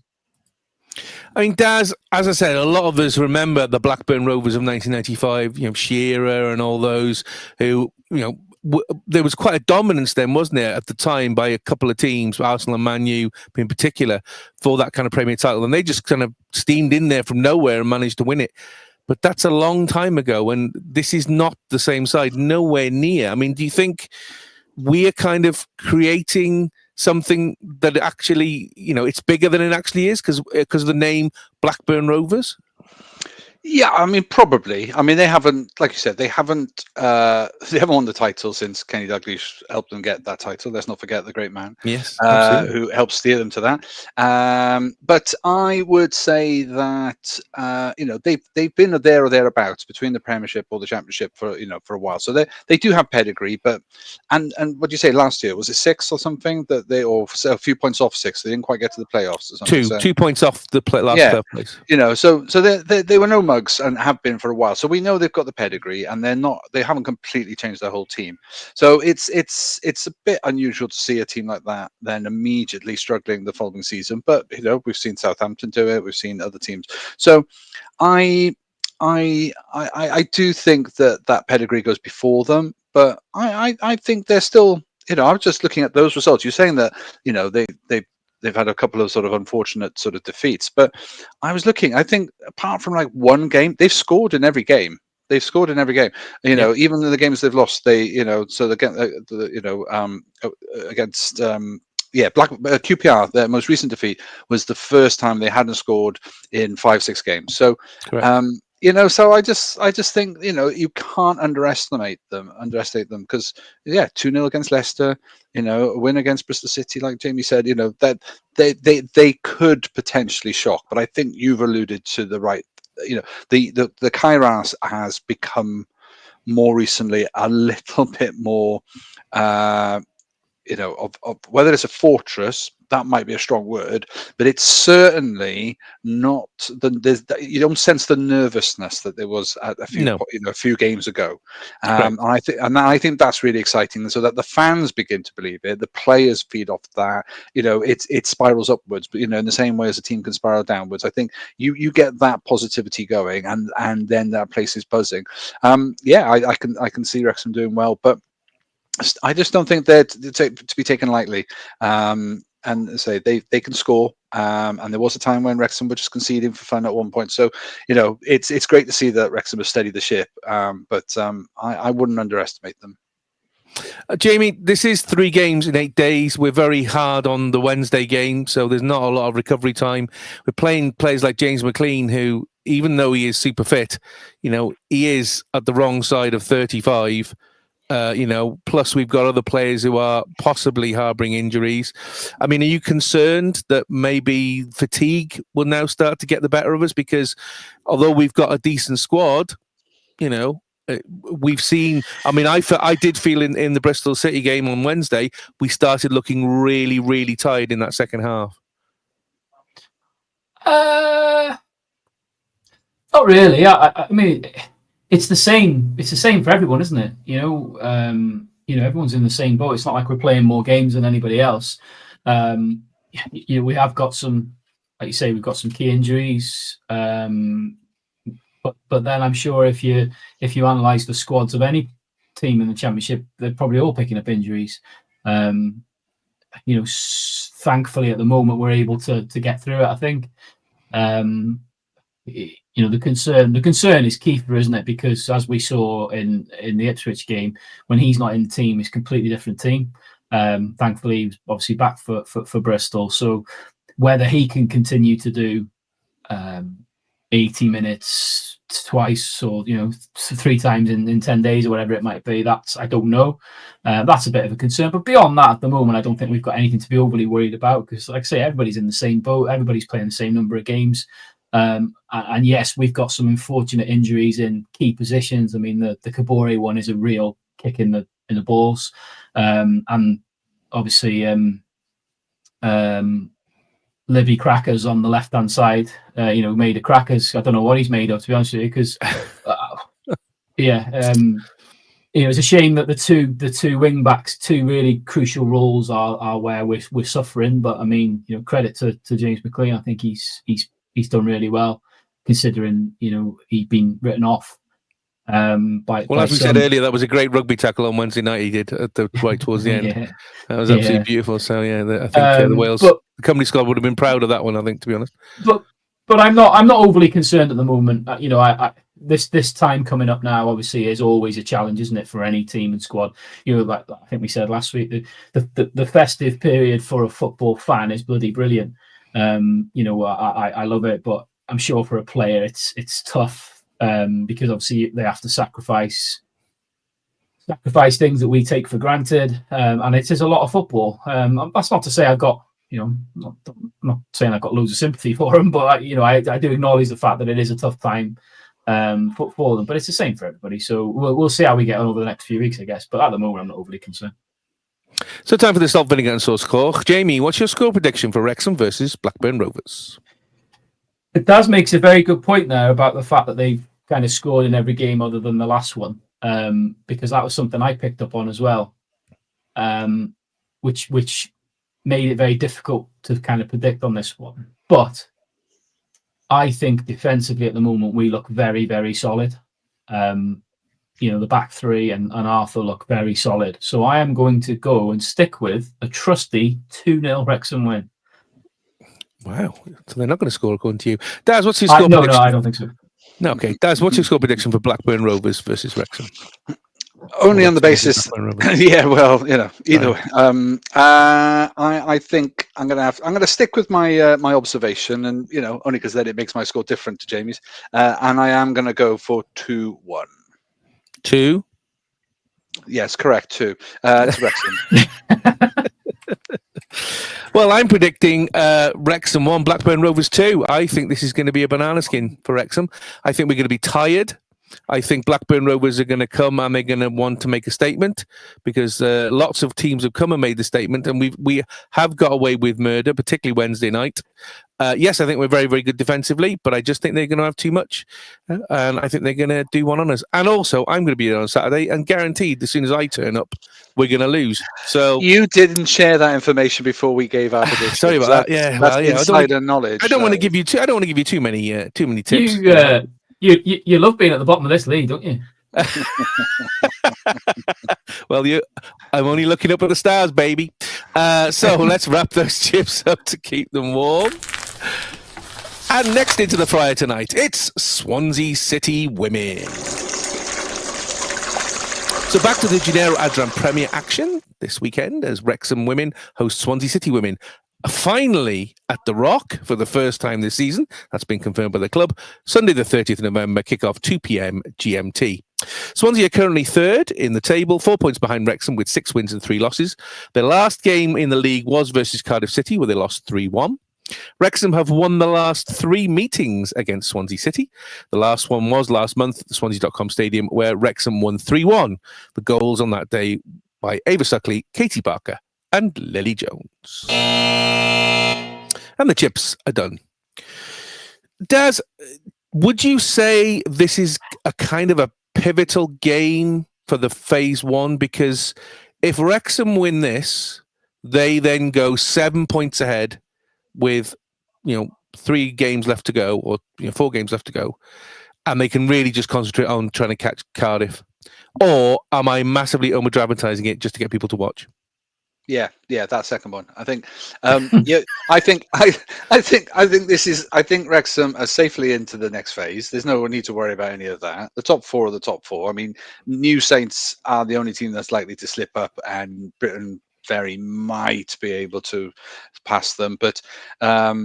But what's interesting about this particular week is it's the first time in a while, because like a couple of weeks ago they had literally all the top 4 playing the bottom 4 and they all got thumped. So it shows that the level that there's a clear distinction between the 2 levels. This week is the first time I think we've got top 2 and the top 4 playing each other in 2 matches. So I think if my memory serves me right, Cardiff playing the New Saints as well. So true. So it will level itself out a little bit there, because you're going to take points from each other.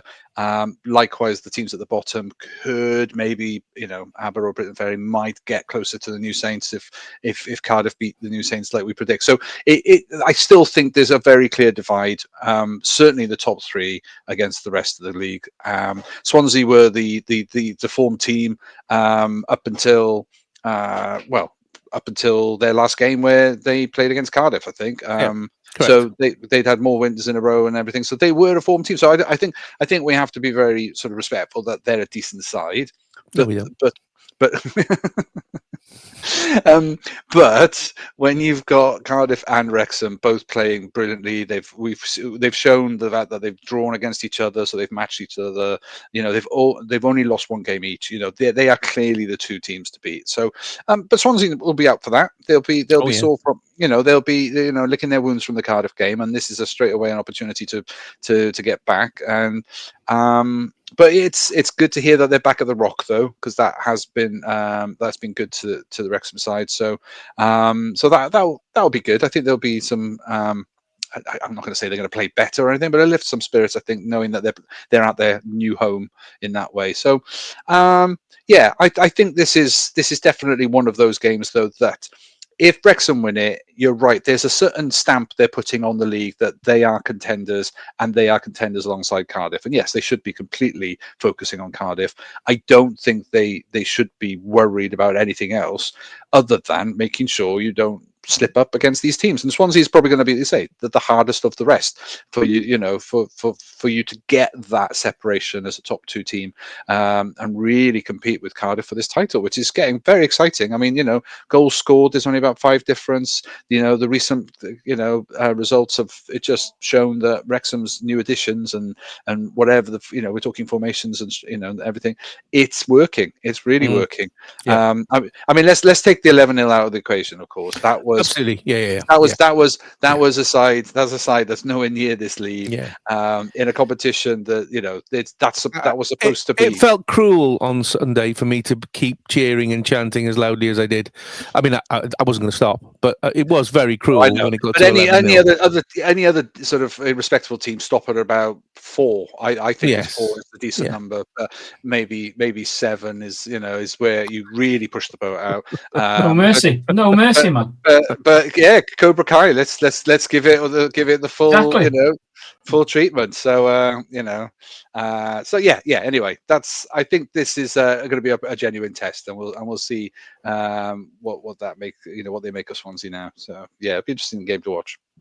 I mean, Jamie, as I say, we've beat Swansea 3 times in a row now, including at the Swansea.com stadium. So we've done it away. We're going back to the Rock. I imagine it's going to be quite busy because everybody's nosy in Wrexham. They want to see exactly what the money's been spent on and how long it's taken to actually get done. And they'll probably go in and go, well, nothing's changed. So I would imagine the crowd will be up for it. The team will be up for it because they'll know as well that they can, as Daz rightly said, they can put a stamp on this. There's some key players that we need to shut out. Chloe Chivers, Stacey John Davis. I think you can shut those down. You shut down Swansea. I think their backline is a bit weak, me personally.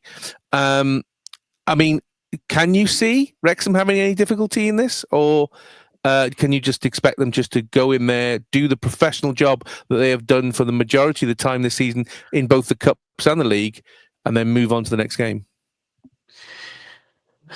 I think they've got to show some respect to the opponent because, like you guys have just said, this is outside of Cardiff. This is the biggest test, isn't it? This is the most likely on paper that could trip us up. And I don't disagree with your sentiment about closing down or nullifying their main threats, but I think, as much as there's a balance, I think we need to go into this game with a lot of confidence. We're in very good form. If you want to take the 11-0 out of it, if you want, but just look at the league. We're in very good form, as we've spoken about for the last few weeks. We're playing some amazing stuff. We've got some phenomenal players in our team and in our squad, and I think the onus is more on them to stop our creative players and our big players, to be honest with you, because if they all turn up and they play like they have been, it's going to be tough for Swansea to keep us out. And I'm sure, I think from what we've seen of Jenny Sugarman this season so far, she doesn't seem like the type of manager or coach that's going to allow the players to, take the opposition for granted. Like you say, I think maybe playing at the Rock for the first time in this game might actually play into our favour, because I think there'll be a big buzz around it. There'll be, there's always a decent crowd there, but I think it'll be, a really decent crowd. And like you say, I think the players will be well up for it because they'll want to really kind of mark their new territory, won't they? So yeah, I understand what you're saying about Swansea's threat, and we have to certainly be aware of it. But I think we also need to go into it with confidence. I don't mean it. I just have to say that because I'm supposed to be unbiased, but I don't know respect at all. So time for the salt vinegar and sauce score. I'll go first on this one. On the full time with Del Morgan pod, I predicted Wrexham 4, Swansea 1. You're a fair pod. The affair pod, yes, as you put it. The affair pod, yeah. Yes. What did you predict? 4-1. 4-1 to Wrexham. 4-1 to Wrexham. And I'm going to stick with that. I really think we're going to do it. I think we're going to be full of confidence. I think that they, as I said on the other pod, if I was Swansea's manager, I would say to Swansea's manager, you need to go at them hard and press and put pressure and make them uncomfortable, because that's the only way we're going to beat Wrexham, because they are going to be up for it, because they know they can beat us. They beat us 3 in a row. So they might squeak one, but I think over 90 minutes, as we saw in the Cardiff-Swansea game, Swansea faded quite badly against Cardiff. Cardiff just bided their time, even after they went behind, and just knew they could get the job done. And I think we'll be exactly the same, except I think we'll score more, because I think we've got better scorers. And don't forget, key players were rested on Sunday. Katie Barker, Jodie Barl, both rested completely. So they've not played any football this will be for 2 weeks. So it's perfect for one. Daz, what's your score prediction for Wrexham Women versus Swansea City Women?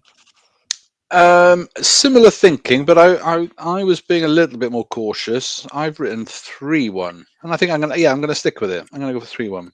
2. No, 3. Yeah, I don't know if Wrexham. Shit joke. Wrexham. Such a shit joke. Jamie, what's your score prediction for Wrexham Women versus Swansea City Women? I did listen to your affair, Paul, but I missed the fact that you'd said 4-1, and genuinely that's what I was going to say. But I'm going to change it at the last minute because I don't want to say the same score as you. I'm going to go 5-1 to Wrexham. Of course you are. So let's wrap those chips up to keep them warm. And last into the fryer tonight, it's Switzerland Women. So second friendly of the week for Cymru Women. Still in Spain on Tuesday, 2nd of December. Kickoff 11 a.m. GMT. Quite a early one, so you'll have to be watching that while you're working. Obviously, we'll be playing Switzerland. Switzerland ranked 24 in the world. They were hosts of the Women's Euros in the summer and made it to the quarterfinals, finally being knocked out by Spain 2-0. This year they've played 13, won 4, drawn 3, lost 6. However, the losses were to teams like France, Spain and Norway. Last month they did beat Scotland 4-3 away from home.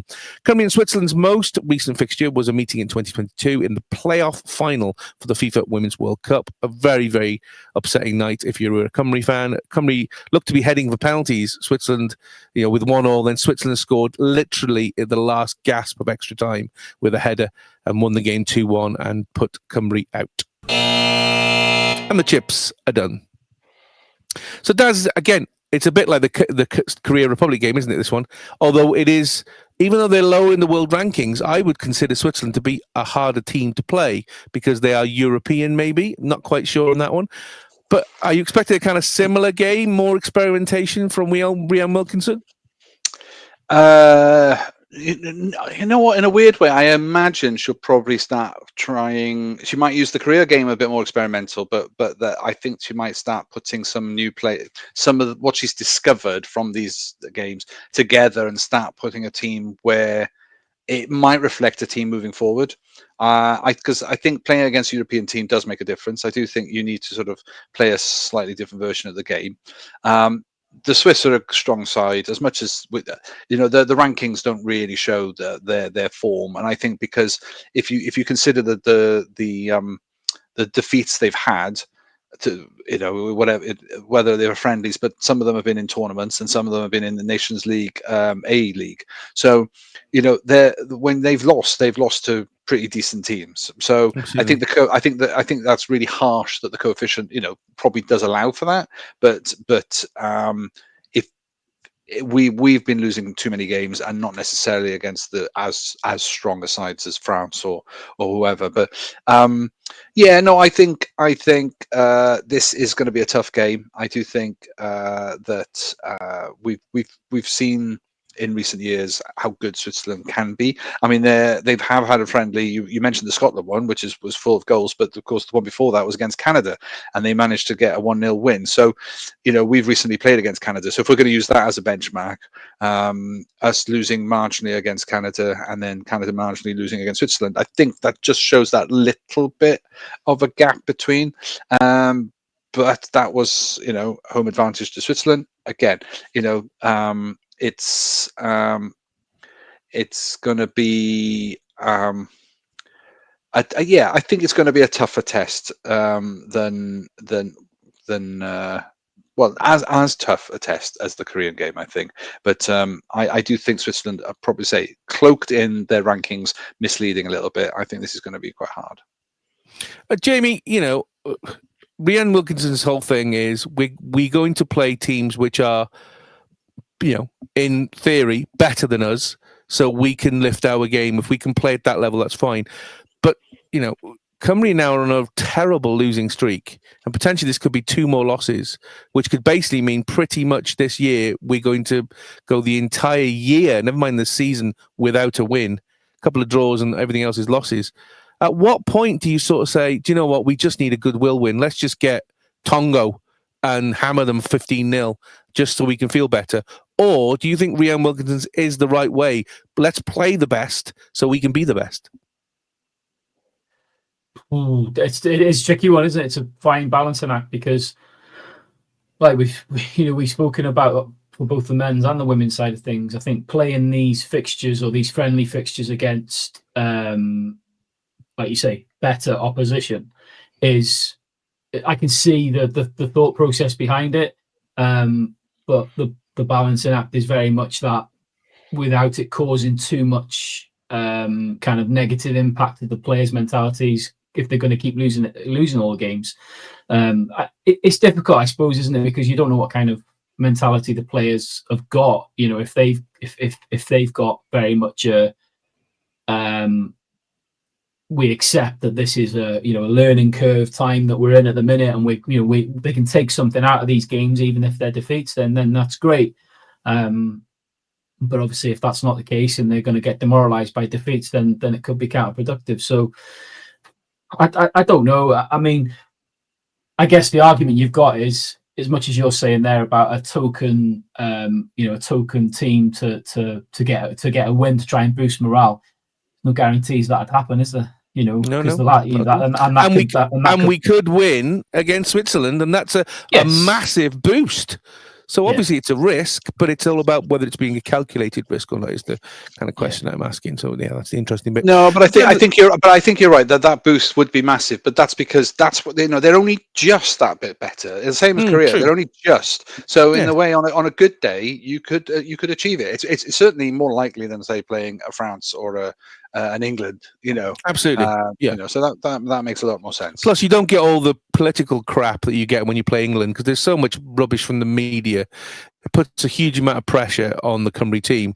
Whereas if you're playing Switzerland or particularly Korea Republic, I mean, that's a bit of a nice one because it's a decent side, as you rightly say, close enough to you in the rankings. Rankings, though, don't mean anything because anybody can beat anybody in their day, as we have seen, with North Macedonia in the men's side.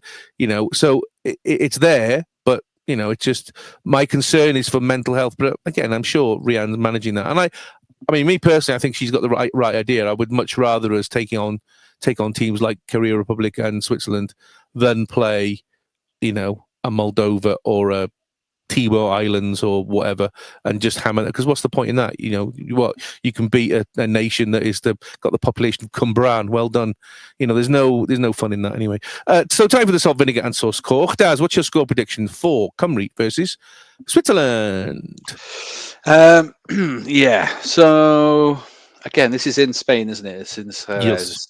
So, so no home advantage to either, but I've written, and I'm going to stick with it because I can't think of anything else to say. I'm going to say Switzerland 2, Cymru 0. Jamie, what's your score prediction for Cymru versus Switzerland?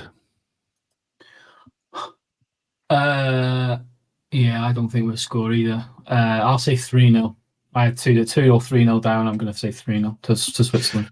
And I'm going to predict Cymru 1, Switzerland 2. I think we will score. I think we're going to score. I think there's a better chance for scoring this than there is against Korea Republic.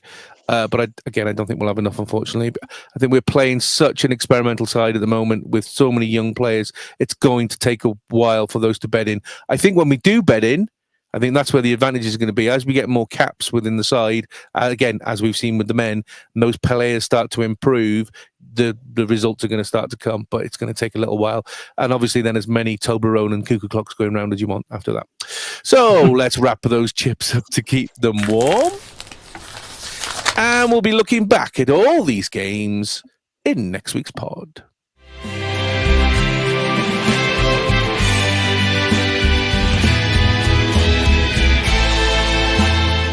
So there you have it. Another week over. Happy Thanksgiving to all our friends across the pond. Make sure that you're kind to turkeys this year by making sure you cook them really, really well so they're tasty.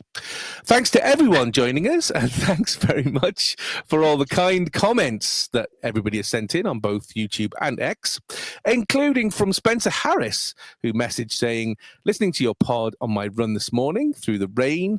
Great listen as always. However, it struck me this morning, what a wonderful experience to do it as brothers. You are so blessed to have that relationship and common bond. I hate the guy. So I don't know where the special bonds come from. He did say, Jamie, please tell Jamie the Republic of Ireland isn't a home country. And he's right, because you did say that. And, you know, you're going to be like Tommy Couse getting into trouble. Did you hear that, Daz, this week on Radio Wales? So Tommy Couse went on with somebody from Northern Ireland because they were talking about the World Cup draw. I think Tommy Couse might have been a little bit drunk because he said England occupied Ireland is live on air. So and that didn't go down particularly well. So, yeah. So yes, Republic of Ireland, Jamie, is not one of the home nations. It is a country in its own right, in a completely different continent. It's in Europe. Spencer, I apologise. As you may have guessed from listening to this podcast, I'm thick as shit. What's hilarious, Spencer, is this bond we have. I tried to kill him so many times when we were kids and didn't succeed. So, the thing is, people will think that you're joking, but that's genuinely true. It is genuinely true. That's true. Anyway, next week we'll look back at the two Cymru women's friendlies. Wrexham hosting Blackburn Rovers and Wrexham Women obviously hosting Swansea City Women. As we then creep towards Christmas, 2 games on the road for Wrexham men, another trip to Deepdale to take on Preston North End, and then the cold trip northeast to take on Hull. Wrexham Women obviously host Ipswich Town. Yes, Daz. In one of 2 meetings in 2 weeks, first in the league and then in the cup. Plus, we look forward to who we might get in round 3 of the FA Cup, as the draw for that will be next week. Please let us know on the usual channels, on social media or on YouTube or whatever, or by email, emochipspodcast, all one word, @gmail.com, because we always welcome your comments and your questions. Of course, my 2 colleagues are back. Great to see you this week, Daz. Welcome back, and thank you for your contribution so far this week. Thank you very much. Yes, sorry everybody. The illness got the better of me for quite a while, and then work. So between the two, I apologise, but I'm going to endeavour to make sure that doesn't happen next week. He's flown in, especially from Park Avenue Airport and everything. You've got to be on every week. Sorry. You've got to be on every week because one of our listeners, Cats, apparently has got a real thing for you. Apparently, is it Kelly is her name? I think. Yes, it is. Kelly's cat absolutely loves you, Daz. And her cat, apparently, whenever you speak on this, her cat is like. You don't know how hard it is to resist not saying the joke. Come on, I was setting it up there. Come on. Please, I can't do it. I can't do it. I'm not going to do it at all. No, and obviously, out of respect for Kelly's cat, no. It's nice to know that I'm liked somewhere. So we didn't get the name. Actually, we'll have to ask Kelly what your name of the cat is. Please tell us the name of the cat. It's nice to have some fans anyway. Daz can put out a special Christmas message for your cat, Kelly. So if you give us the name, we'll get Daz to record that, and it'll only be $50. We'll do a special for you.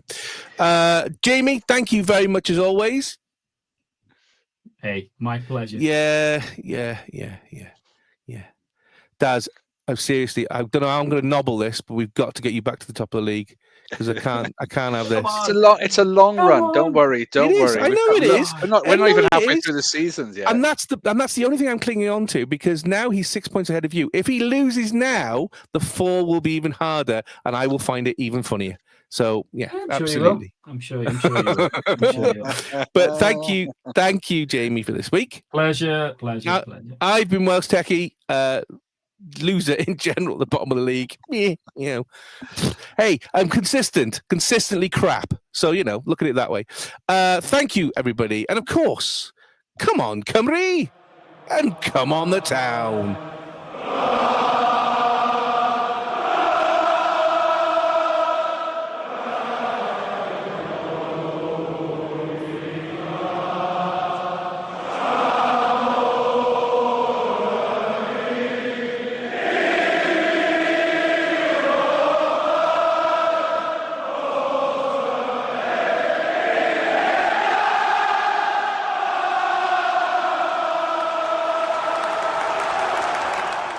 Eat More...